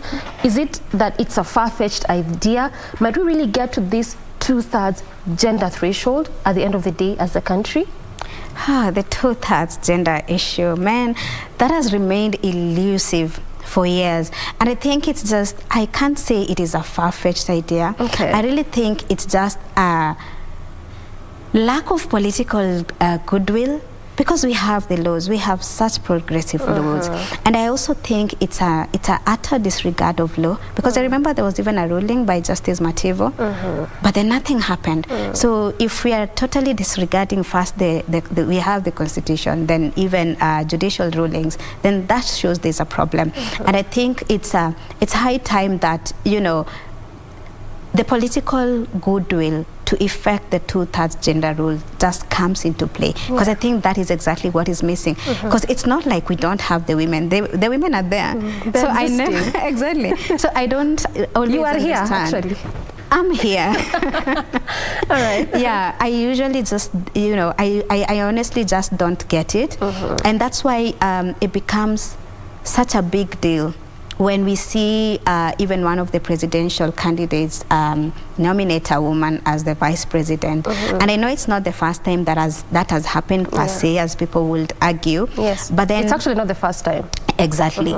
But then it's also happening at a time when a lot of women globally are taking up leadership positions at the political scene. So this becomes important. It also becomes important because of the generation agenda. For a long time, a lot of people, a lot of young people who were just young and they were not even 18 qualified to be voters are voters now. We have the biggest bulge right now that has just qualified to be voters. This will be their first election. This matters to them. We need to show them what's possible, because they are the future of Kenya. So we need to start instilling this mindset. This is possible. It shouldn't be even a big deal that, you know, I'm a woman and women vying for a presidency. Don't look at it as I'm a woman. Look at my qualifications. Am I good for the job? Yes. Forget about the gender. Let's move on. Yeah. I mean, a good place to end it. At the end of the day, it starts with changing the mindset. If we can do that, then it will be easy to walk through this path. Good place to end this conversation. Absolutely. All right. I have been speaking to Winnie Kabintie, who is a journalist and a communication specialist, passionate on matters to do with gender and equity advocacy. And of course, we have been just having that conversation on this last segment of Women at the Forefront. Good place to end the conversation, and ultimately, good morning, Kenya. Thank you so much for watching. I'm Doreen Arange Okello on behalf of the entire team. Asante sana. We do this again tomorrow. Have a beautiful morning.